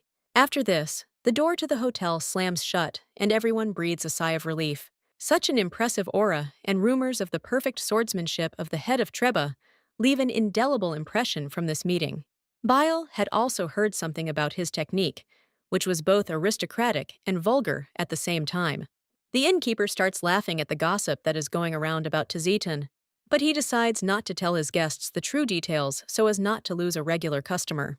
All this time, Tai continues to sleep and hears her father's familiar voice. The girl imagines herself as a hotel owner who offers one spare room to her father. After this, the baby wakes up and realizes that all her fantasies are unrealistic. The girl is very scared that she found herself in an unfamiliar place. Nordics reassures the commander and informs him that they are now at a hotel in Pearl City. Basto tells our heroine that they need to go out for a bit on some business. Tai promises to sit quietly in the room, and after that, all her friends leave. Hammer and his comrades gathered to find out the necessary information. They want to know something about the Luminine family and a man named Kim Yeon-soo. While the guys are searching in the hotel dining room, Tai admires the view from the window of her room. As Dad said, Tolosium is very beautiful, and after passing through the mountains of sand, you find yourself at the endless sea. The squad members ask people about Kim Yeon-soo to no avail. Suddenly, a heated argument begins between Basto and some man. One of his old acquaintances is outraged that the mercenary has not shown up for 1,000 years, and is now asking about the paladins. Bale intervenes in their quarrel, asking the man to shut up. After all, if he doesn't know anything anyway, then there's no point in shouting. Bile knows people like him, who rely only on their size and love to shout. But this only made the man even more angry, and now he is trying to prove that he does have some information. At this time, Tai notices something very interesting on the street. The girl sees a man with dark hair there, walking with his squad. She thinks that this man looks very much like her dad. Maybe it's just because she dreamed about him just recently. But Tai decides not to leave this situation and runs out of the room like a bullet. The girl runs out into the street and tries to find the blue roof behind which she saw the man. Unfortunately, by this time, there was no trace left of the mysterious stranger. Suddenly, our heroine is overcome by a wave of shock from what she sees. Now Tai understands that it is not someone similar to her father, but him. The girl jumps up with joy and runs towards her father. At this time, Agavert's squad listens to the story of Luminen, which is teeming with the most powerful paladins. The head of the house, named Valentus Luminen, has 4 sons. The eldest son is named Edmund, and he is a military advisor. The second son serves as a unit commander and is named Leonardo. The third son's name is Alexander, and he is the head of the medical department. But Bale is unhappy that the man told him what he already knew. He turns to Basto and loudly informs him that this loudmouth doesn't really know anything. After this, the man adds that the first 3 sons are famous personalities, but nothing is known about the fourth. Bale finds it strange that all the Luminen children hold high positions, but one of them hides his identity. Then he decides to ask if this mysterious son has a 4-year-old child. Meanwhile, Tai runs through the entire crowd, trying to get to her dad. She doesn't even realize that her friends have received information that her fourth son has only recently come of age, and at that age he cannot have a 4-year-old child. Tai continues to run desperately to catch her dad's ship. However, at that moment, she doesn't notice the suitcase in front of her and hits her forehead against it. And the man in the dining room says that the entire empire would know if the fourth son had a child. Finding the man's words reasonable, Bale decides there is now only one option left. At this point, Tai falls to her knees and still can't understand what she crashed into. With trembling hands, she tries to get up to reach her dad. The girl wants to be next to her only and dear father again. However, the ship began to sail away, and our heroine could no longer hold back her tears. After all, her father, for whom she had gone through such a difficult journey, didn't even notice her. The girl desperately tries to reach her father on the ship and calls him. At this moment, Tezaton turns his head towards the loud cries of the child. Imagine his surprise when he saw a little girl in tears. And Tai no longer doubted that these eyes definitely belonged to her father. After all, no one else in the world has such bright, smiling eyes. The girl hopes that now she will finally be able to hug her dad. However, Tezaton looks away dryly and coldly. The man pretends that it doesn't concern him and continues swimming. The ship quickly sets sail and leaves the city where Tia never hugged her father. After this, the baby can no longer contain her loud crying. At the same time, Bale suggests that the girl could have been born to the head of Luminen from another woman. But the man, already quite drunk from beer, does not agree with his version. The entire empire knows that the head of the empire has been devoted to the Saint of Richard all his life, and the presence of 4 children only confirms this. Basto recalls that Eleanor possessed the strongest holy power in history, but Bale believes that no one knows the true relationship between a husband and wife. After all, according to statistics, it is wives who most often order the poisoning of their cheating husbands. In public, they hold hands tightly, smile and pretend that they have a perfect marriage. But behind their backs, they continue to look for ways to kill each other. At this moment, an agitated Nordics runs into the dining room and reports that the head of the squad has disappeared. This news shocks the mercenaries who are so protective of the girl. At that very moment, Basto sets off to search for the baby through the city streets. Even Bale, who always made fun of the girl, was truly afraid for her. Luckily, Nordics quickly manages to get one woman to talk. She told him that someone had seen a child walking alone along the embankment. Basto cannot contain his anger that Tia disobeyed him. But there is no time for anger, and Bile asks his friends to run faster. He understands that the blame for leaving a 4-year-old child alone lies primarily with them. The boys didn't even notice how quickly they found themselves on the embankment. Looking around, the men notice the edge of a small light cloak. In the middle of the empty embankment, they discover a small lump covered with this cloak. Fearing that something bad might have happened to Tia, the mercenaries rush towards her like a bullet. At this time, our little heroine continues to lie motionless and does not respond to her name. She remembers Chernisha's words that her father would not recognize her in this world. But only now did the girl understand what the dragon really meant. Previously, she thought that when they met, she would definitely explain everything to her dad. However, the fact that her father has forgotten Tia may make her a burden in his eyes. And in this world, the girl is not needed by the man who once loved her very much. Now, all that remains are memories of how dear Tia was to her father. And the girl's friends still can't understand what actually happened to her. After all, the little girl doesn't even notice the mercenaries because of her tear-stained eyes. After some time, the entire squad returns the girl back to the hotel. But even there, Tia continues to cry, and it seems to Bale that she has completely lost her mind. All the men decide to discuss what could have upset the girl so much. They don't understand why she suddenly started crying because of her dad. This is not at all typical for the commander of a mercenary squad with such magical power. Based on the information obtained, the head of the Luminen family is the most likely candidate for paternity. But Basto is confused by the fact that Tai said that she lived alone with her father. At the same time, Duke Luminen never missed official events, and Valentus still takes part in battles. Besides, the father could only forget his daughter because of the magic of oblivion. But who would dare touch the head of the Luminen house? All these inconsistencies ultimately lead men to a dead end.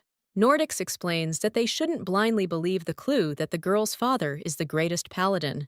Although Tai wouldn't lie, it was still worth asking her about her dad again. Basto becomes sad about the situation in which she cannot help the girl in any way. He recalls a recent moment when he was carrying the baby in his arms. At this point, Bale decides to ask what will happen if they do find her father. If the girl is reunited with her father, then what will happen to Agabert? Meanwhile, our little heroine is having a terrible nightmare. She hears her father's voice asking Livia to protect Tia. The girl's body doesn't obey her at all, and she can't even move. Meanwhile, Livia presses the baby to her chest and screams for Alaric. The entire squad encountered a powerful monster, and all the men were seriously injured. Ty looks around and is very surprised to see monsters and people around. At this moment, Alaric asks Livia to take the mistress away and run away from there. Otherwise, the girl will harm the little lady. Now Livia faces the most difficult decision of her life. She obeys Alaric's request and flees the battlefield as fast as she can, leaving her comrade behind. But no matter how hard Livia tries, her strength does not allow her to complete what she started. The girl falls halfway and begins to cough violently from poisoning. Ty doesn't know who this stranger is, but her touch is chilling. At this moment, Tezitan appears and takes the child into his arms. Our little heroine looks with her eyes and understands that this is her dad. Livia apologizes to the master, as she promised to answer for the lady with her head. Unfortunately, all of Treba's squad died in this brutal battle. Tezitan cannot hide how painful it is for him to hear this news, and Livia asks the master not to think about them and to get out of the rift. She is already surprised that they managed to get so far. Together with the master, they walked through the battlefields, and each would have given his life for him. However, Basto, Alaric, and Visto really wanted to see how the lady would learn to walk. Finally, Livia wishes the girl to smile more often with her master. After this, the girl's pupils become cloudy, and her soul is given over to death. Tezitan grabs the girl tightly and runs away from this dangerous place. Along the way, he tries to calm the baby down, but many monsters appear in front of him. Ty wakes up in horror from a nightmare in which her father is in danger. A minute later, the girl realizes that it was just a dream. However, she had never seen such vivid and realistic dreams before. She finds it very strange that the woman accurately named Basto. Dad told me that Uncle Hammer used to be in their squad, and Ty was just a little girl then. All this probably happened when the girl was still a baby. Apparently, this dream was the very coincidence by which her dad ended up in another city. But if father was a paladin, then why did that woman call him master? Ty thought that as soon as she met her dad, everything would immediately become good. At this moment, Chernish appears in front of the girl and asks if she has found that man. After this, the boy notices that there are wet marks from tears on Tia's eyes. Chernish decides to ask why she was crying. The girl explains that the dragon was right in everything he said. Dad has completely forgotten Tia, and now she doesn't even know how to tell him about herself. The hopelessness of the situation makes the girl cry again with grief. Even under these circumstances, Ty really wants to see her dad. She loves him very much, and is not even stopped by the fact that her father does not remember her. Chernish feels very sorry for the girl and decides to hug her. He had a strange feeling while he was sleeping, as if he heard the voice of Ty and that man. When the little dragon heard the girl's laughter, his soul felt warm. And if she cried, he felt so sad, as if the world was about to shatter into pieces. That is why the little dragon appeared to Tia that day, to somehow stop her tears. After this, Chernish turns to the baby and asks her to calm down. He explains that in this world there is a law of return of fate. No matter what life a person lives again, most still come to the same fate. That is, in any case, what is destined to happen will happen. After this, Tai comes to the conclusion that her dad will end up in Chinogu again, and most likely, that incident from her dream will happen to her beloved dad again. The man will still lose all his friends and find himself facing dangerous monsters. Tai decides to stop this and not let her dad get into a difficult situation again. After all, she heard many people talking about how, if it weren't for the father of the family, it would be easier for him. That day, the grandmother stood up for the girl and demanded that everyone shut their mouths. However, Tai is determined not to let her dad suffer because of her, because in the end, this led to him leaving forever. Here in his homeland, she will make sure that he lives to be 100 years old. Chernish decides to support the girl and promises that she will succeed. After this, Tia hears Bale's voice outside the door, asking if she has had enough crying. Tai turns towards the sound, and at that moment, the dragon turns back into a medallion. Suddenly, All three mercenaries abruptly open the door and try to persuade the girl to eat, and Nordics decides to ask how the baby is feeling. If she was okay, he would like to ask her something. First of all, to find her dad, they need to know a little more. The men want to understand what exactly their father looked like and where exactly they lived together. Basto explains that they really want to help the girl, but to do this, they need to learn more about her father. Biting into a piece of delicious bun, Tai remembers that she really only said her father's name. After this, the girl decides to tell how everything really happened. The little girl tells the mercenaries that she lived with her father in Chonog. Judging by the expressions on the men's faces, they are hearing about this city for the first time. Chie explains that in Jeonnagu there is Gyeongbokgung Palace and a lot of dogs. Dad used to be a strong knight, but then they ended up in Korea, and on her backpack, there is an embroidery of the kindergarten she went to. After this, Bale realizes that old Nordics was indeed right. It doesn't seem like Tai is lying, but the more you listen to her, the more confused you become. Therefore, the search for the father will have to proceed as originally planned. If Pope Tai is definitely in the Empire now, then we should find the Holy Knights. The girl no longer doubts that her father is in the capital, since she saw him with her own eyes. Now, Bale decides to ask the girl the most important question of all. He wonders if the brat will leave Agabert when she finds her dad. It seems that the little girl was stumped by this question and had not thought about it before. Just recently, the mercenaries were discussing what would happen to Agabert when the girl found her father. The likelihood that the unit will simply be disbanded is very high. Only Nordics did not initially plan to become a mercenary and will return back to the gate. But Bale believes that searching for a father and appointing a girl as the head of a squad are two different things. If she says she wants to stay with her father, then why shouldn't her father join Agabert? Besides, no one forces a girl with great magical abilities to work. She will simply continue to be a figurehead, while men will be able to compete for first place in the rankings. Basteau thinks it's logical, but working in a mercenary squad is dangerous. If he were this girl's father, he would definitely be against it. And yet, for Bale, the Agabert detachment is of great importance, so that what happened one day does not happen again. However, Tai promises that she will not leave the mercenary squad. After all, the girl wants to extend her father's life to 100 years, and for this she needs Commander King and Agabert. After this, the baby loudly announces that she will now be independent from her dad. None of the mercenary group expected to hear these words from a little girl. Just recently she cried because she missed her father so much. It turns out that now Tai wants to give up searching for her dad. But the girl explains that first she will find her father, and then she will not ask him to take care of her as before. Basto listens in surprise to the little girl, who says that now she and her father will live their own separate lives. Tai explains that she can't hang on to her dad's skirt forever. Bale jokingly agrees with the girl's opinion that 4 years is the best time for independence. After all, he has been living without parents since he was 2 years old, but no one needs to know the details of this. After this, my brother suggests that I seriously start working as a mercenary and earn serious money. And when help from adults is needed, all the kids will definitely be there. The girl is inspired by the fact that she is now the king of the dead. She promises to try very hard and is already ready to set out on her first exploits. However, before this, the brother suggests signing an oath that no one will leave Agabert. It says that without the consent of Bale, Basto and Nordics one cannot leave the squad. Tia signs the document, even though it has no legal force. The other participants find this funny and decide to sign the oath as well. Bale is secretly very happy that his comrades supported him in this matter. After this, Tia gets ready for bed, and before that decides to ask if Basto really hates all paladins. The uncle confirms these words, and Bale explains that many people can't stand paladins. Who knows? Maybe Tia declared independence because her father is the same. But the girl insists that her dad is very good and doesn't do anything bad to anyone. If Basto hates paladins, then why was he with Dad in her dream? Father clearly said that he was a paladin, but maybe he was undercover. However, Tia decides not to tell her friends this and explains that she was simply curious. At this point, Basto says that the imperial court was the first to abandon the mercenaries. When magical stones suddenly appeared on the peaceful continent, monsters poured out of the rifts.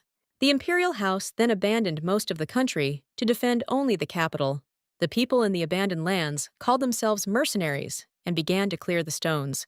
and the imperial court did not provide any support and simply turned a blind eye to it. Since then, the conflict between the capital and other regions has only escalated, and to reassure the people, the imperial court expanded its borders. But this was done for profit and at the expense of regions they needed, such as Pearl City. There has always been a huge flow of people here, so even now there are a lot of mercenaries here. Until the emperor and the church consecrated it, the entire region was hostile to the imperial court. Tia hears about consecration for the first time and decides to ask more about it. Nordics explains that in this way, people expressed a request for divine protection. It is a sacred ritual that made Pearl City a divine sanctuary for the goddess Saradine. They say that after the consecration, magical stones stopped appearing in the city. It's getting very late, and Nordics asks the girl to go to bed. However, our heroine is very angry at the paladins and the imperial court. She is sure that her dad also hates these vile people. Since this consecration is such a good thing, it needs to be done in all cities. And if some do it and others don't, then everyone will continue to quarrel. Tia asks Uncle Basto not to hate him after searching for her father. The man responds by telling the girl to go to bed, as they have the King of the Dead speech practice tomorrow. The baby obeys her uncle, and the whole city falls asleep. From early morning, Pearl City is illuminated by the bright rays of the sun, which are reflected in the reflections of the water. But the fishermen are worried that the weather outside is clear, but the waves are high. A guy named Raoul sees other boats leaving and asks his friend what they will do. His partner Enzo replies that the captains have shown them the exact spot where a big catch is guaranteed. Ever since they abandoned knighthood, their whole body has been itching for idleness. There was a moment in the lives of these comrades when they were sitting around a fire. Then, Raoul and Enzo were asked what the knight's mission was on the battlefield. The guys said that this is an easy question, and of course, the most important thing is to destroy the enemy. The man opposite explains that this is true, but their father's mission is to protect his sons. He promised this to their mother and would do everything to ensure that nothing happened to his brothers. After this, the father stroked his sons on the head, and it seemed that nothing could spoil this evening. But suddenly, out of nowhere, a terrible monster appears and drops of blood fly through the air. Raoul and Enzo begin to scream in horror, but their father can no longer be saved. That terrible day was a terrible loss for the brothers and their mother. All that was left of him was the sword he never parted with. After this, the sons set themselves a new mission. Now they began to protect their mother, just as their father had protected them from imminent death. So the two brothers became fishermen to always be with their mother and feed the family. Suddenly, Enzo notices that something is stuck under the boat, although there shouldn't be any reefs here. In the recent past, Marianne receives a lot of moralizing about the fact that she is in vain refusing the post of the Pearl City magistrate. But she answers her mother that all her life she has only had to deal with minor administrative matters. However, the woman does not want her daughter to be locked in her room for the rest of her life. After all, looking at her, Raoul and Enzo also change before our eyes, and not for the better. Raoul has fallen in with the wrong crowd, and Enzo hasn't eaten for 3 days. They lost their father at such a young age, and now their mother cannot afford to be sad. Marianne Weebrel decided to pull herself together and ended up at Pearl City City Hall. She is the junior Marchioness of Weebrel and the magistrate of the port city. She was promised that all she had to do was maintain contact with the imperial court, as there was no longer any unrest in the city. Essentially, the woman was asked to simply become a doll in a chair and carry out instructions. But for the sake of the twins, she made a firm decision, and after the move, they resumed training. Along with this, the boys often took the boat and talked about what they did at sea. If things stay this way, it will be worth the effort Marianne had to put in. But on this day, she had a strange, uneasy feeling in her soul. Suddenly, the residents of the city began to scream and raise a great panic. A huge magical stone rose straight from the sea to the surface. All the residents began to run in different directions, and real chaos began. Tia and her squad watched this horror from the window in amazement. All over the city, they began to look for mercenaries to stop the monsters that would flood in after sunset. At this time, Marianne rushes towards the sea in search of her boys. One employee asks her to put on a raincoat because it is raining heavily outside, but she is overcome by terrible fear, since the twins have not yet returned from the sea. At this moment, the woman overhears the mercenaries talking about how they are seeing a magic stone in the sea for the first time. Everyone refuses to swim to a place from which something unknown might emerge. Suddenly, one of the men decides to approach the innkeeper named Rudy. He once said that members of Trebog's detachment were staying with him. Hearing this, Marianne catches the last ray of hope for saving her sons. But Rudy explains that the detachment left the city yesterday morning and will not be able to get back before nightfall. At that moment, all people lost their wonderful chance for salvation.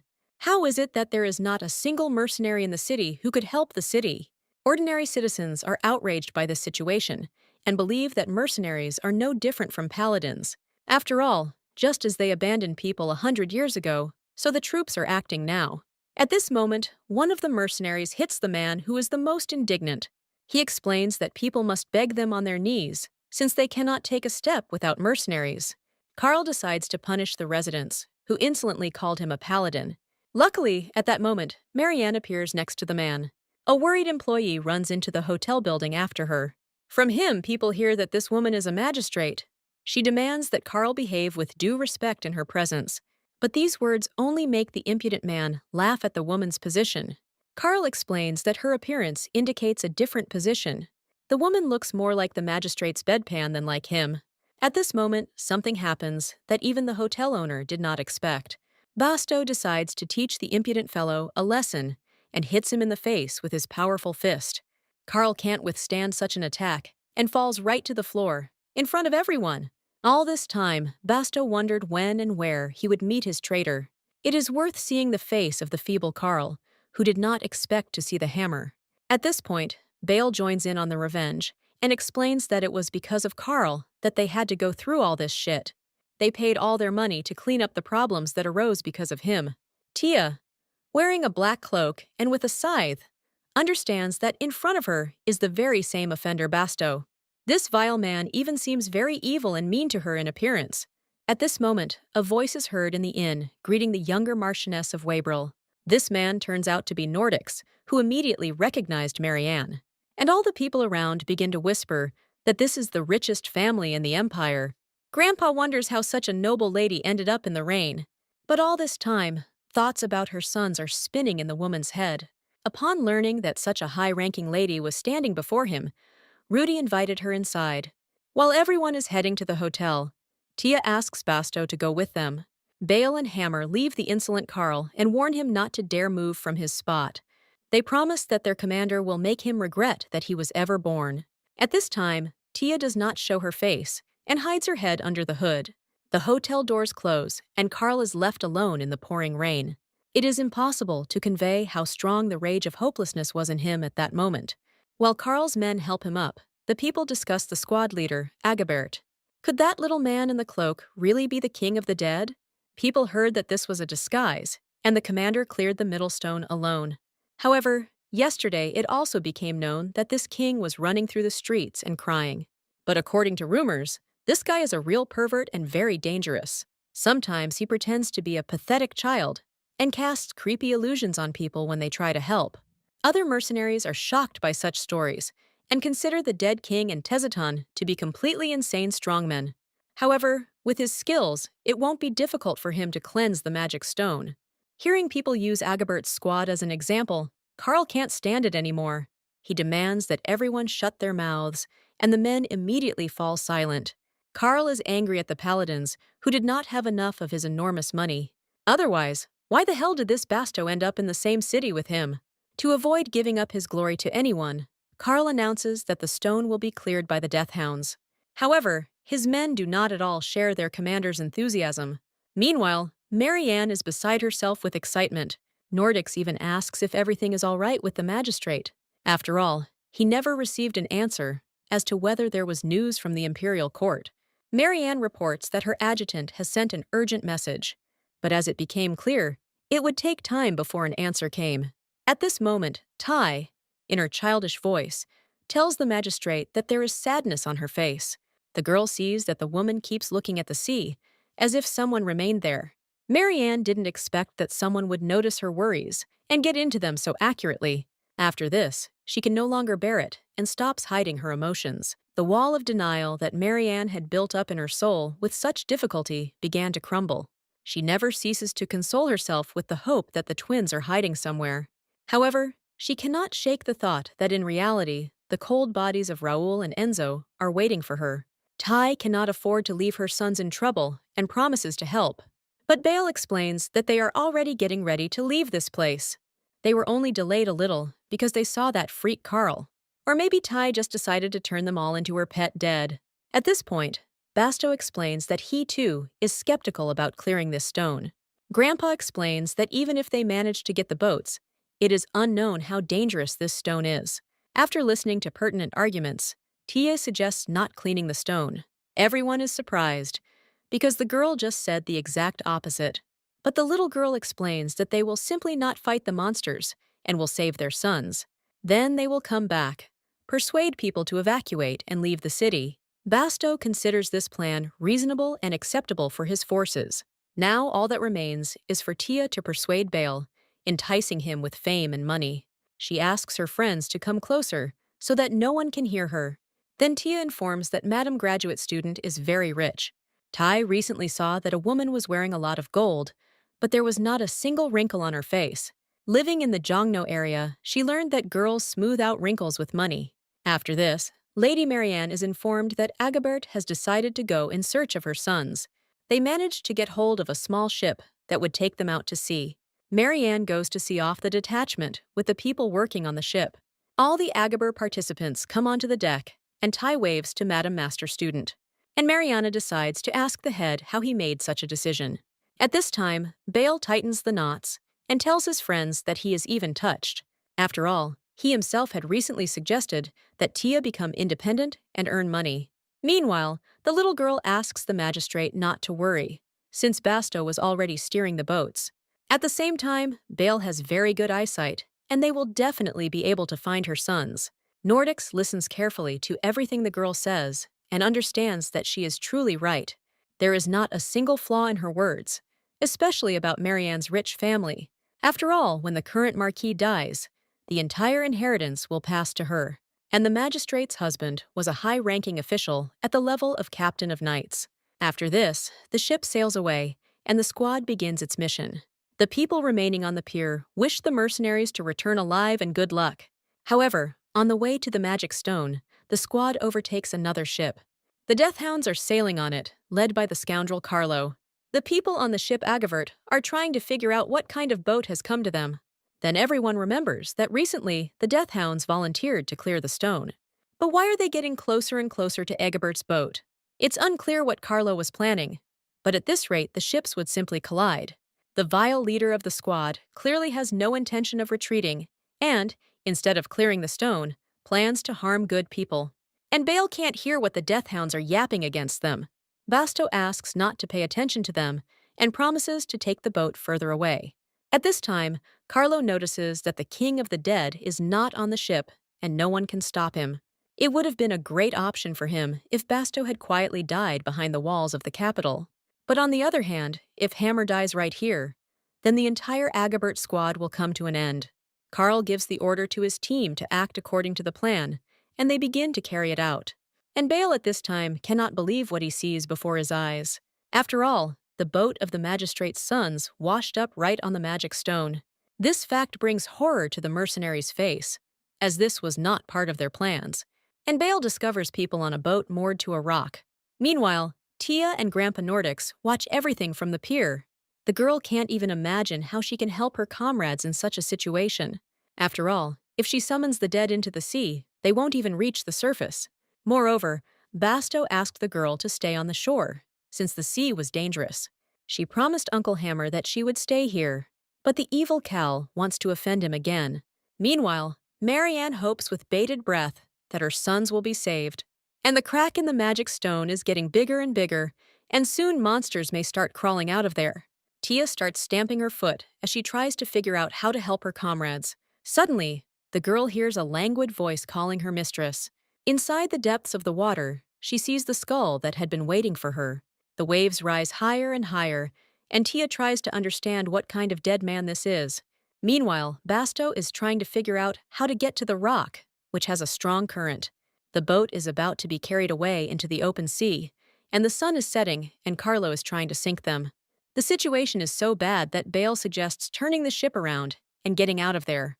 At this moment, Basto remembers that his friend was 2 years old when he was left without parents. This makes him think about his lost family and his daughter. After all, Lilia never left her father's side until she was 7 years old. But when she turned 8, Karl Vauban began to constantly drive him to the battlefield, and he was rarely at home. Basto justified this by saying that he was earning money for Lilia. But in the end, she was gone. So Hammer explains to Bale that there are things he is unwilling to keep his cool about. After this, the little brother sighs resignedly and tells his friend that he could have simply said that he would not back down. Now these two are determined to save the boys before they die. Meanwhile, Raoul is barely holding himself back on the surface of the water. Their boat suddenly crashed into a magical stone that appeared. They managed to tie her to one ledge so that they would not be carried away by the current. But he no longer has the strength to hold on to his consciousness, which is about to switch off. At this moment, Raoul receives a strong slap across his face. Someone shouts at him to wake up, and this brings the guy to consciousness. Bale says he doesn't have time to introduce himself and asks them to get out of there quickly. Suddenly, a sharp arrow flies into the boat, clearly aiming for someone's head. Carl begins to scold his worker for almost suffocating his sons. Seeing that someone is clearly trying to harm the man who saved him, Raoul no longer understands what is happening. In the middle of a dangerous sea, next to an opening magical stone, the unthinkable is happening. For some reason, people start fighting each other instead of saving themselves. Bale shouts to the guy that he and the big guy are good mercenaries who came to save Marianne's sons, and those idiots who attack them are the Death Hound squad. After this, Bale asks the guy to quickly jump onto a large boat where his brother is already located. But the boat rocks so hard that Raoul can't step forward. Suddenly, terrifying monster heads begin to emerge from the water. They look straight at Raoul and cause him to feel wild terror. At this moment, the monsters create a vortex of waves, and the boat rises upward. At that very moment, Raoul finds himself in a sea teeming with bloodthirsty monsters. The guy understands that this is his end and remembers his father. But he is so sorry that he will not be able to see his mother again. And the monsters become so numerous that they cover both ships. Suddenly, Raoul finds himself not in the sea, but on dry and soft straw. He opens his eyes and sees that he is on the deck of a ship.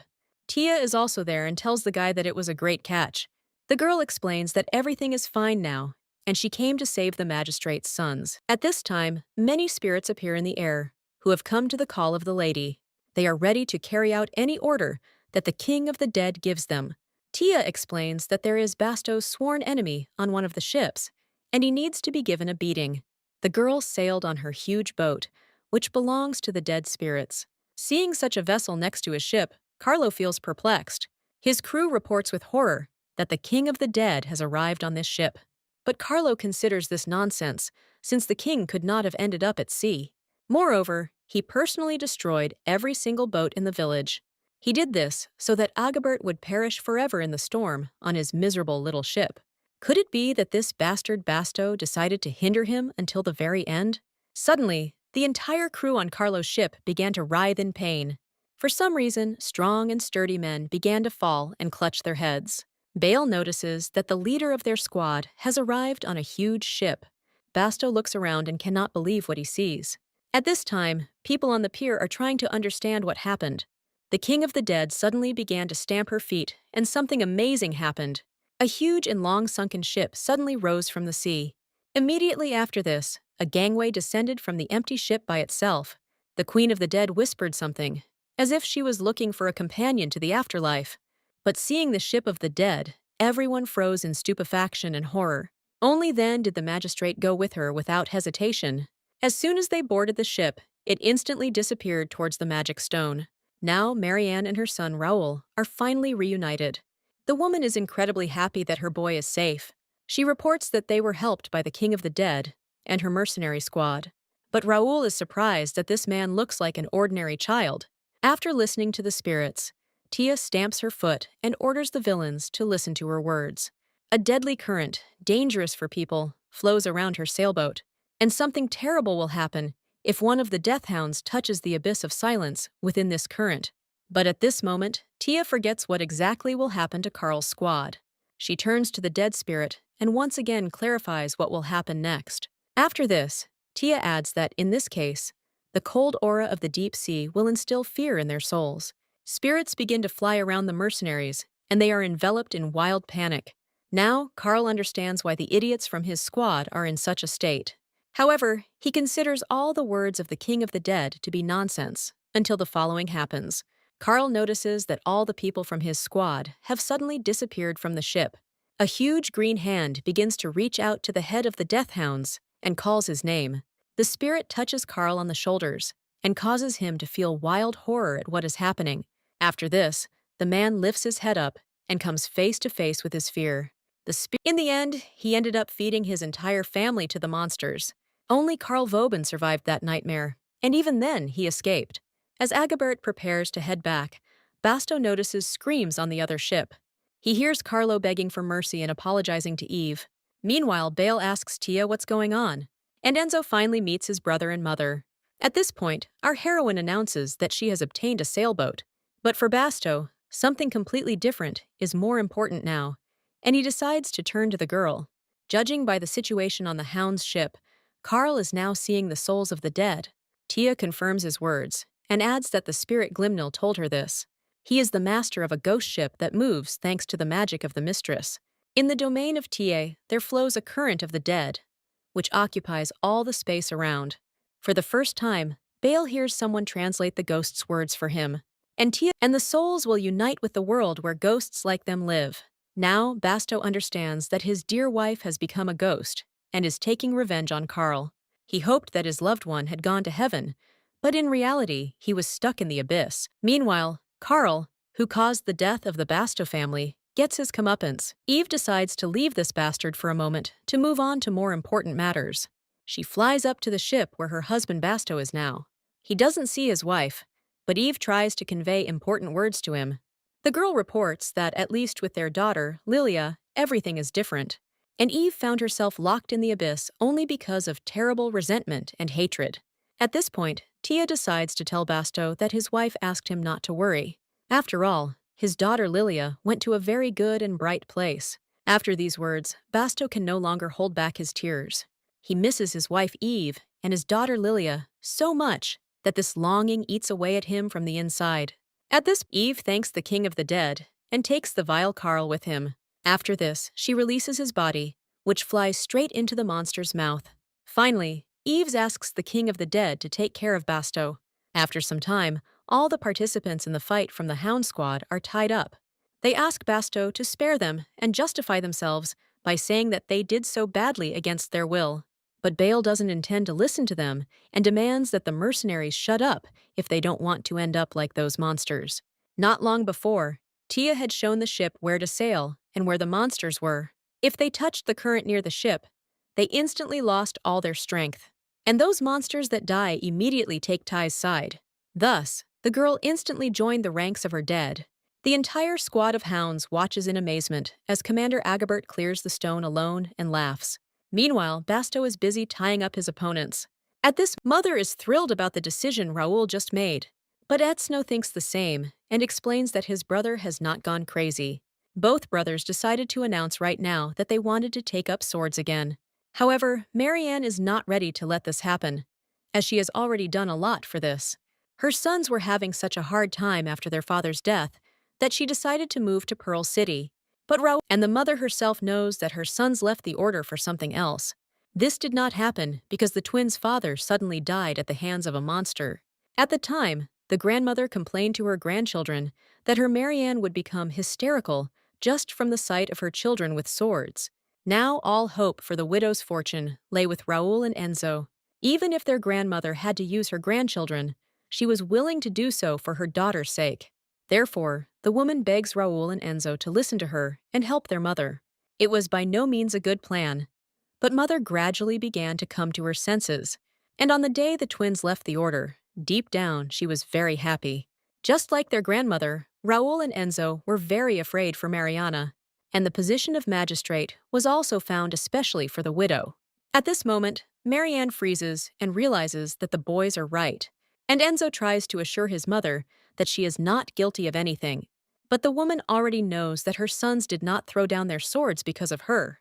The twins took after their father and were always just as straightforward and unwavering. Even for the grief of losing a father, throwing down swords was like losing all will to live. Marianne understood this, but did not stop the twins from taking this step. In the end, she was unable to support their desire to move forward. After this, the woman becomes thoughtful, looking at the spirits hovering above the ship. If the father of the sons had seen all this, he would certainly have been disappointed in his wife. After all, she couldn't become a support for the boys, but only shifted her own fears onto their shoulders. Meanwhile, Enzo continues to assure his mother that her mere presence is a support for them. That's why they thought that if they just dropped their weapons, everything would be fine. But Mother continued to tremble with fear. With trembling lips, Marianne asks if the twins will prepare to return to the Order of Paladins. But judging by the expression on the brothers' faces, they have a completely different idea about this. The twins tell their mother that they are going to go after these people. Looking at Agavert's mercenaries, Mariana at first cannot believe her son's words. And it was a battle in which 4 squads worked together to clear a large magical stone. At the very end of the cleanup, a small rock appeared that had separated from the rest of the area, right in the residential area. Since the paladins were subordinate to the imperial court, obtaining permission to carry out the purge was not easy. His superiors understood his zeal to protect civilians, but the imperial court rejected the request. If only permission for reinforcements had been given a little sooner, then my father might have stayed alive. And the way they were slow to react to the stone's appearance in Pearl City today is all from the same series. If killing monsters is a holy mission, then mercenaries seem much holier to the twins than paladins. Looking at the squad that saved her sons, Marianne fully supports the boys' opinion. In her eye, meanwhile, the people on the pier are eagerly awaiting the return of the Agabert squad's ship. They are all amazed that the King of the Dead protected the city and saved them from the monsters. The storm after this, Tia really feels like her arms and legs have become completely weak. Basto warns the girl that mages should be wary of the state of magical exhaustion. Suddenly, Marianne asks the squad to talk to her at the city hall. As the magistrate of Pearl City, she would like to express her gratitude to the mercenaries. And at this time, the ship of the dead sails away from the city and disappears over the horizon in the bright rays of the sun. Tai can't take her eyes off the huge boat that helped her save people. After this, the girl again turns her attention to the woman whose sons they pulled out of trouble. The entire squad heads to the city hall to the loud cries of admiring people. Tia continues to hold on to Basto's arms and looks at the sea. The girl remembers her father, who sailed away along this route on a ship just yesterday. His look and dark hair still remain in the girl's memory. Meanwhile, the ship with Treba's detachment continues to sail along the sea. Tseiden has already reached the coastal waters of the central continent and is enjoying the sunset. However, the girl was clearly looking in his direction and desperately calling for her dad. She cried. This whole situation seems incomprehensible to Tseiden, and he cannot find an explanation for it. After this question seems nonsense, because the detachment only consists of those who have nowhere to return to. But why then is Tseiden so disturbed by the child's voice and tear-stained face? Even if she is an orphan, it is dangerous to be stuck alone in the port in such a state. After this, he approaches the captain and asks to borrow his communication device. To send an urgent dispatch to the Perth City magistrate and ask them to look into this, we'll have to contact the imperial court. But he feels uneasy from the very beginning, and only this option can calm the man's thoughts. At this point, the ship's captain asks if Tseiden has seen the King of the Dead. They say that Agabert's detachment arrived in Pearl City, and a cabin boy from their ship saw them. He claims that the King of the Dead looks exactly like a little girl. She has bright yellow hair and an innocent, sweet face, just like a child's. People say it's hard to believe, as if it were just a disguise. After these words, Tseiden puts all the facts together and realizes that he, too, saw the King of the Dead. Could it be the man? After all, he had only recently received an interception over the network and knew about it very well. Could this King of the Dead really have pulled it off so masterfully? After all this time, that little girl who couldn't get out of his head was actually a powerful magician. This is the first time Tazitan has encountered such a sophisticated method of psychological warfare. Meanwhile, Tia is fast asleep after a grueling fight with monsters. At the town hall reception, Marianne's sons announce that they want to join Agibert's detachment. They assure the mercenaries that they are quite skilled with a sword and would like to meet the commander. However, the twins appeared helpless at sea yesterday and survived only thanks to the squad. Enzo still can't forget how that woman from Agabert moved so incredibly and efficiently. While he dreams of making Bale his mentor, Raoul is thinking about something completely different. He was impressed by Basto's natural physique and his devastating punch. Raoul assumes that the commander did not like him and his brother, and that is why he did not come to this meeting.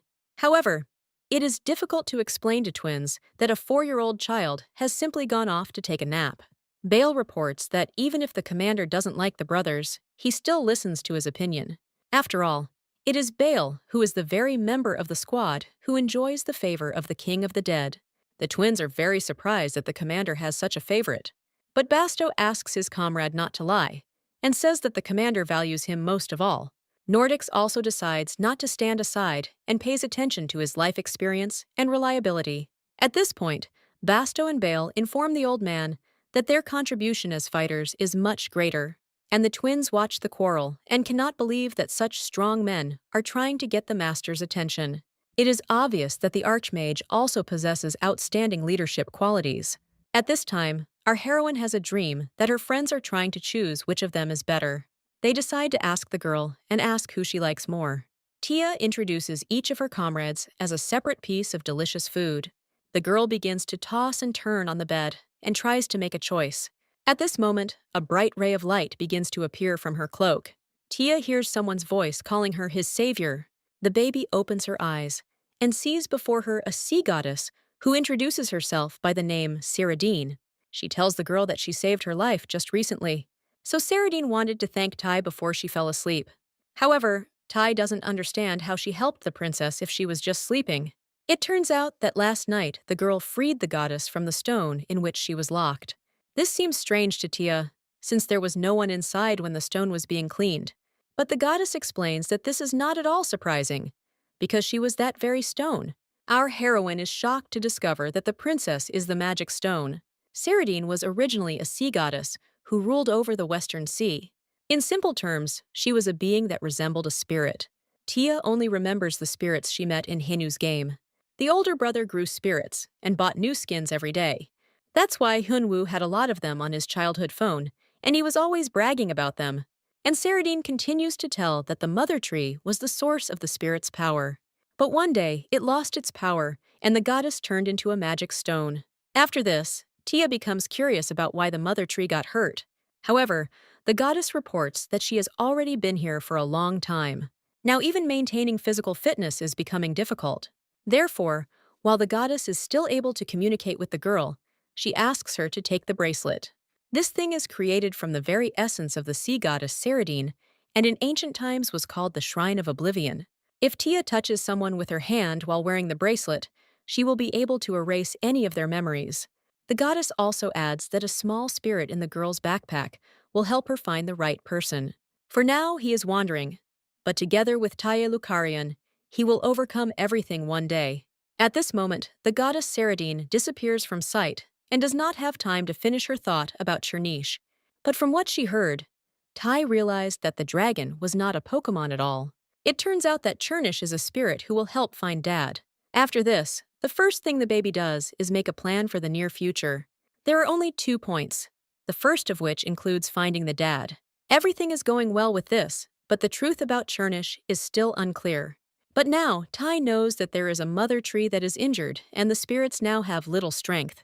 Perhaps all magic stones are also spirits, but the girl has never met anyone except Cyrodiine. In this case, our little heroine decides to add one more item to the list.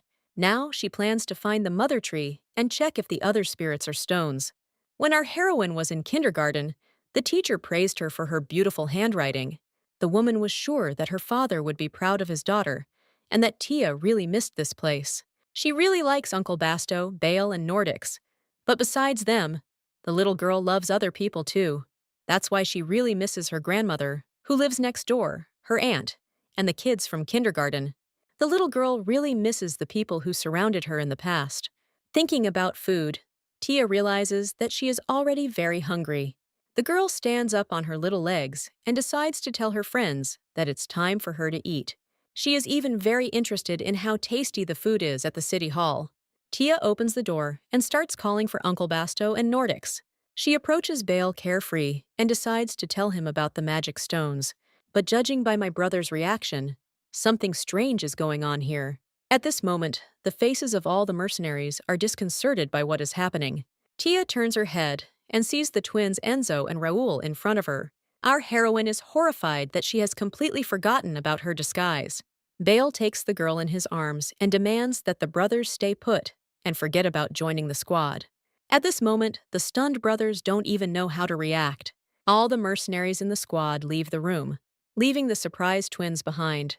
Now the magistrate's sons realize that the king of the dead is indeed a child. It was dark yesterday, and they thought it was just camouflage. But in fact, the squad leader turned out to be a very sweet little girl. At this time, Tia is crying because she made an irreparable mistake. You tell her to do everything perfectly, but she relaxed for a second and forgot about everything. In any case, the 4-year-old's acting abilities were limited from the very beginning. Therefore, the best solution was to keep the girl's public appearances to a minimum. Naturally, it is not Tia's fault. But how can we now make these brothers shut up? After all, the twins might spread rumors, and then the squad would cease to exist. The whole town will learn that the king of the dead is only a 4-year-old child. Naturally, after this, Agabert will definitely be disbanded, and all of T's plans will end there. Our heroine decides to figure out how to fix the situation and protect her dad. At this moment, a wonderful idea comes into his head.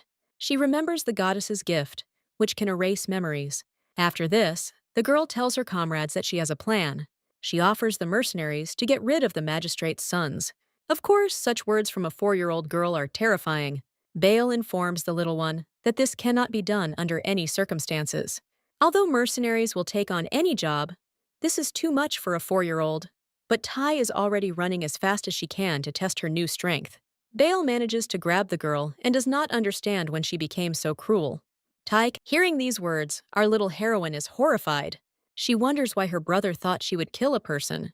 At this moment, bewilderment appears on the faces of all the mercenaries. After this, it was this spirit that gave Tia an item that could erase memory.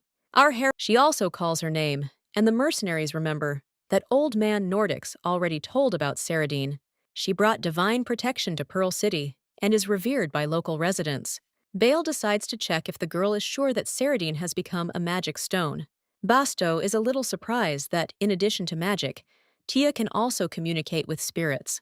Dudelia explains that the girl seems to have found a valuable artifact. The problem is that no single unit has the right to own the artifact personally. Then Bale explains that the higher-ups will definitely take this thing away from Tia. Even if the paladins find an artifact, the church will confiscate it. In history, there was only one mercenary squad that received the artifact, and that was the Travaga. They say they gave it to the church voluntarily, but people say otherwise. And if the narcissistic Travags have already given in to the pressure of the church, then what can we say about the novice mercenaries? It turns out that they will also try to take away the little one's bracelet. Tai immediately hides her hand with the bracelet behind her back and explains that she needs to erase the twins' memories. Bale agrees that the church should never be given the item. Moreover, only Agavert's mercenaries know about this bracelet. After this, the brother explains that Rael and Enzo wanted to join the poison. So for now, we can accept them and reveal to them the identity of the king of the dead. And this way, Agavert will be able to expand his squad and not worry about T's secret identity being revealed. But the girl is worried that the twins might run away secretly. Basto promises that they will definitely notice if anyone tries to escape. Then they will catch every single fugitive and drag them straight to Tia. Our heroine really likes this plan, and she gladly agrees to go along with it. And so, Raoul realized that Madame Asti had awakened magic at an early age and had become a dark mage. Given the child's age, there may be those who wish to harm the girl, and therefore the squad decided to conceal her identity. Knowing after this, fortunately, the bracelet doesn't work in anyone's hands except Tai herself, and a condition can be set under which the magic will erase the memory. Such precise memory removal now explains why the church is so obsessed with removing artifacts. Basto and Bale warns that the guys should think carefully before agreeing. Although his brother's face seems crazy at this moment, Enzo still decides to agree. Together with Raoul, they accept the condition that will allow them to join the squad. Now, the girl approaches one of the brothers and places her hands with the bracelet on him. In her thoughts, she apologizes in advance to the magistrate's sons. After this is looking at Bast. The girl, after some time, she does the same with Raoul. And Brother Bale suggests testing this new ability on him. He still doesn't intend to leave Agavert, and this magic will allow Tia to worry less. Basto also joins his comrade and asks him to cast a spell on him.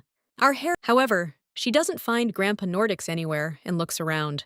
He was just in this room, and now he's disappeared somewhere. Tia. The next day, the girl greets the morning with delicious cakes. Tai runs to meet him and asks where he has been all this time.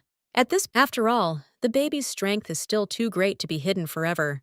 If the attention of the Order and the Imperial Court switches to the girl, then strength alone will not be enough for protection.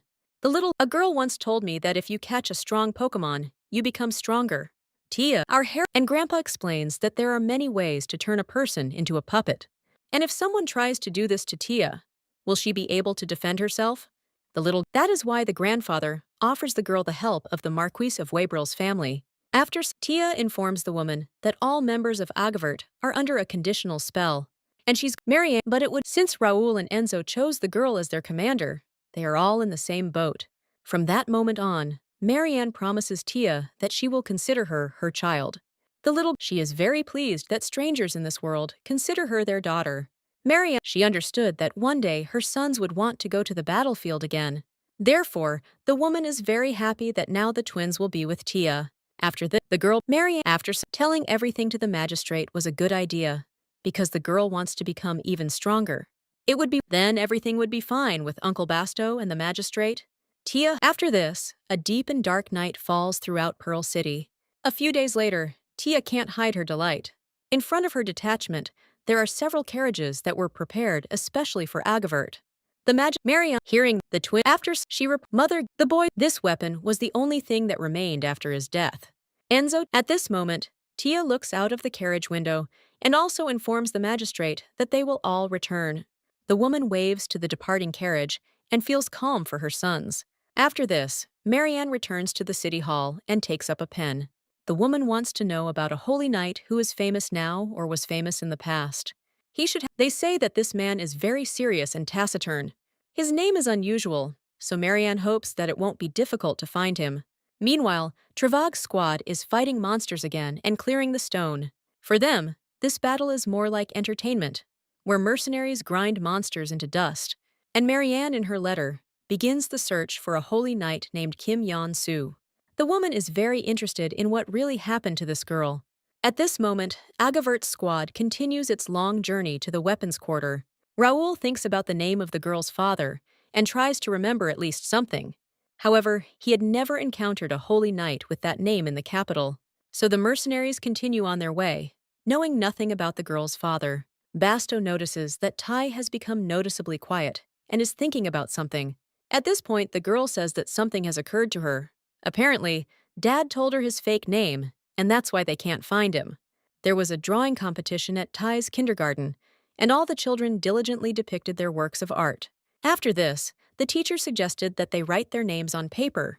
Yesterday, the children had to show their parents what she wrote in their diaries. Now, the children must take turns writing the names of the family members, indicated by their parents, on the pictures. Tai looked closely at the other children's drawings and noticed many names. Her only family member is her father, whom she drew on paper. The teacher noticed that the girl was in no hurry to write his name.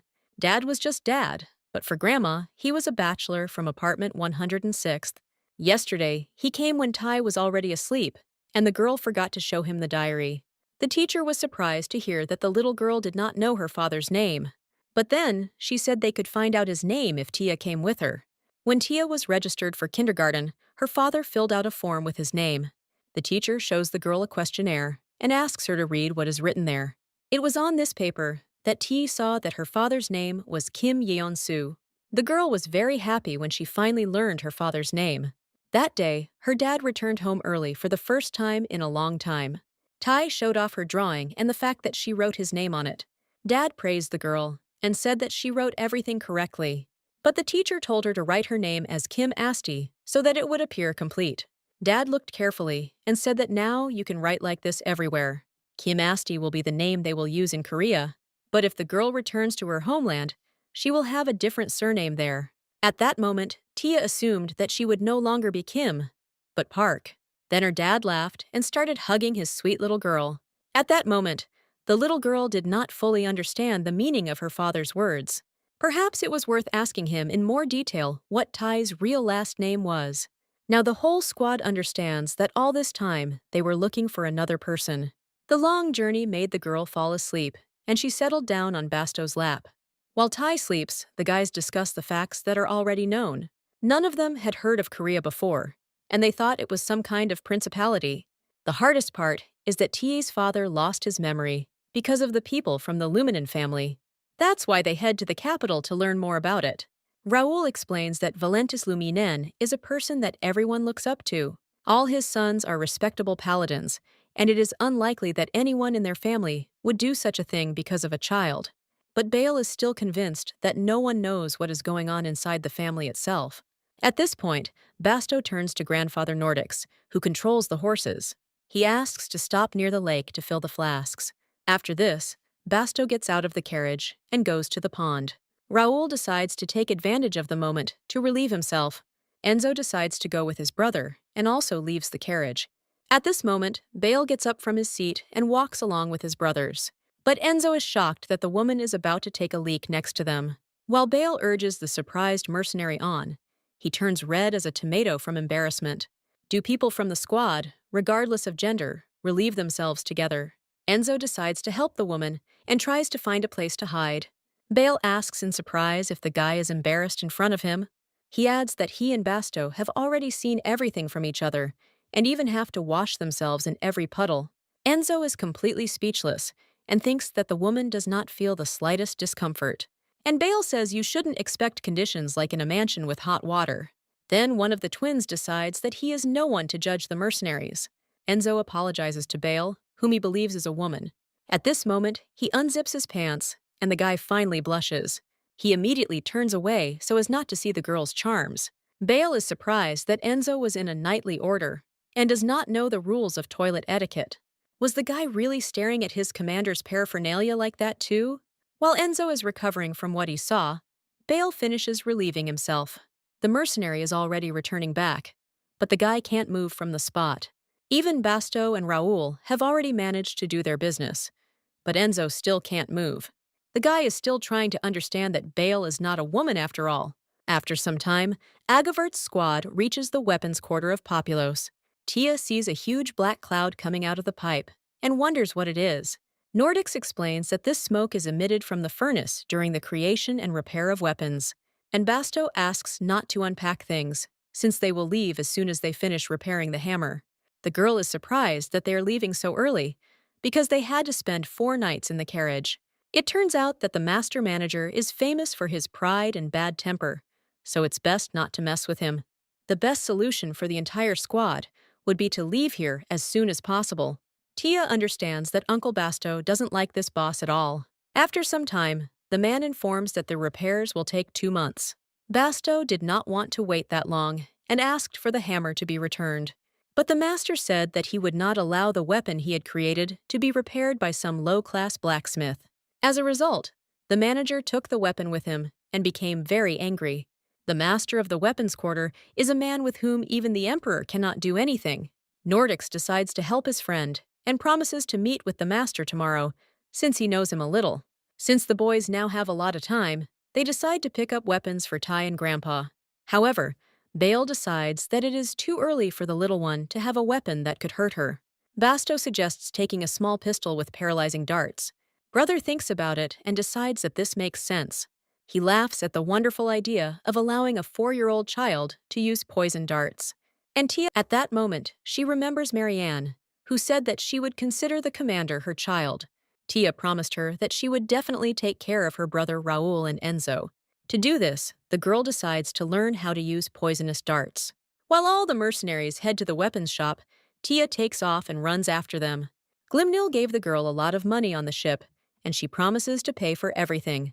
Bale is not averse to taking advantage of the commander's generosity, since, unlike those guys, he is poor. Nordics also decides not to refuse Tia's offer.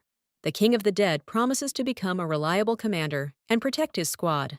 Now they are all her family, and none of them can be injured during the fight.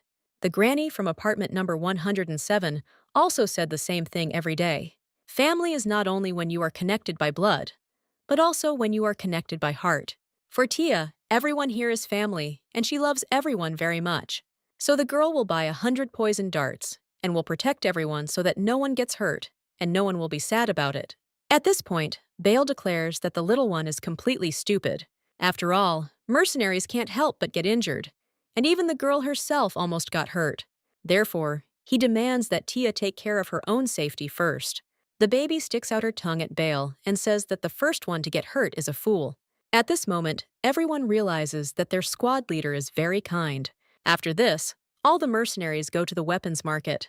The girl collects a lot of things that they might need. However, Bale doesn't understand why Tia decided to take the rope with her.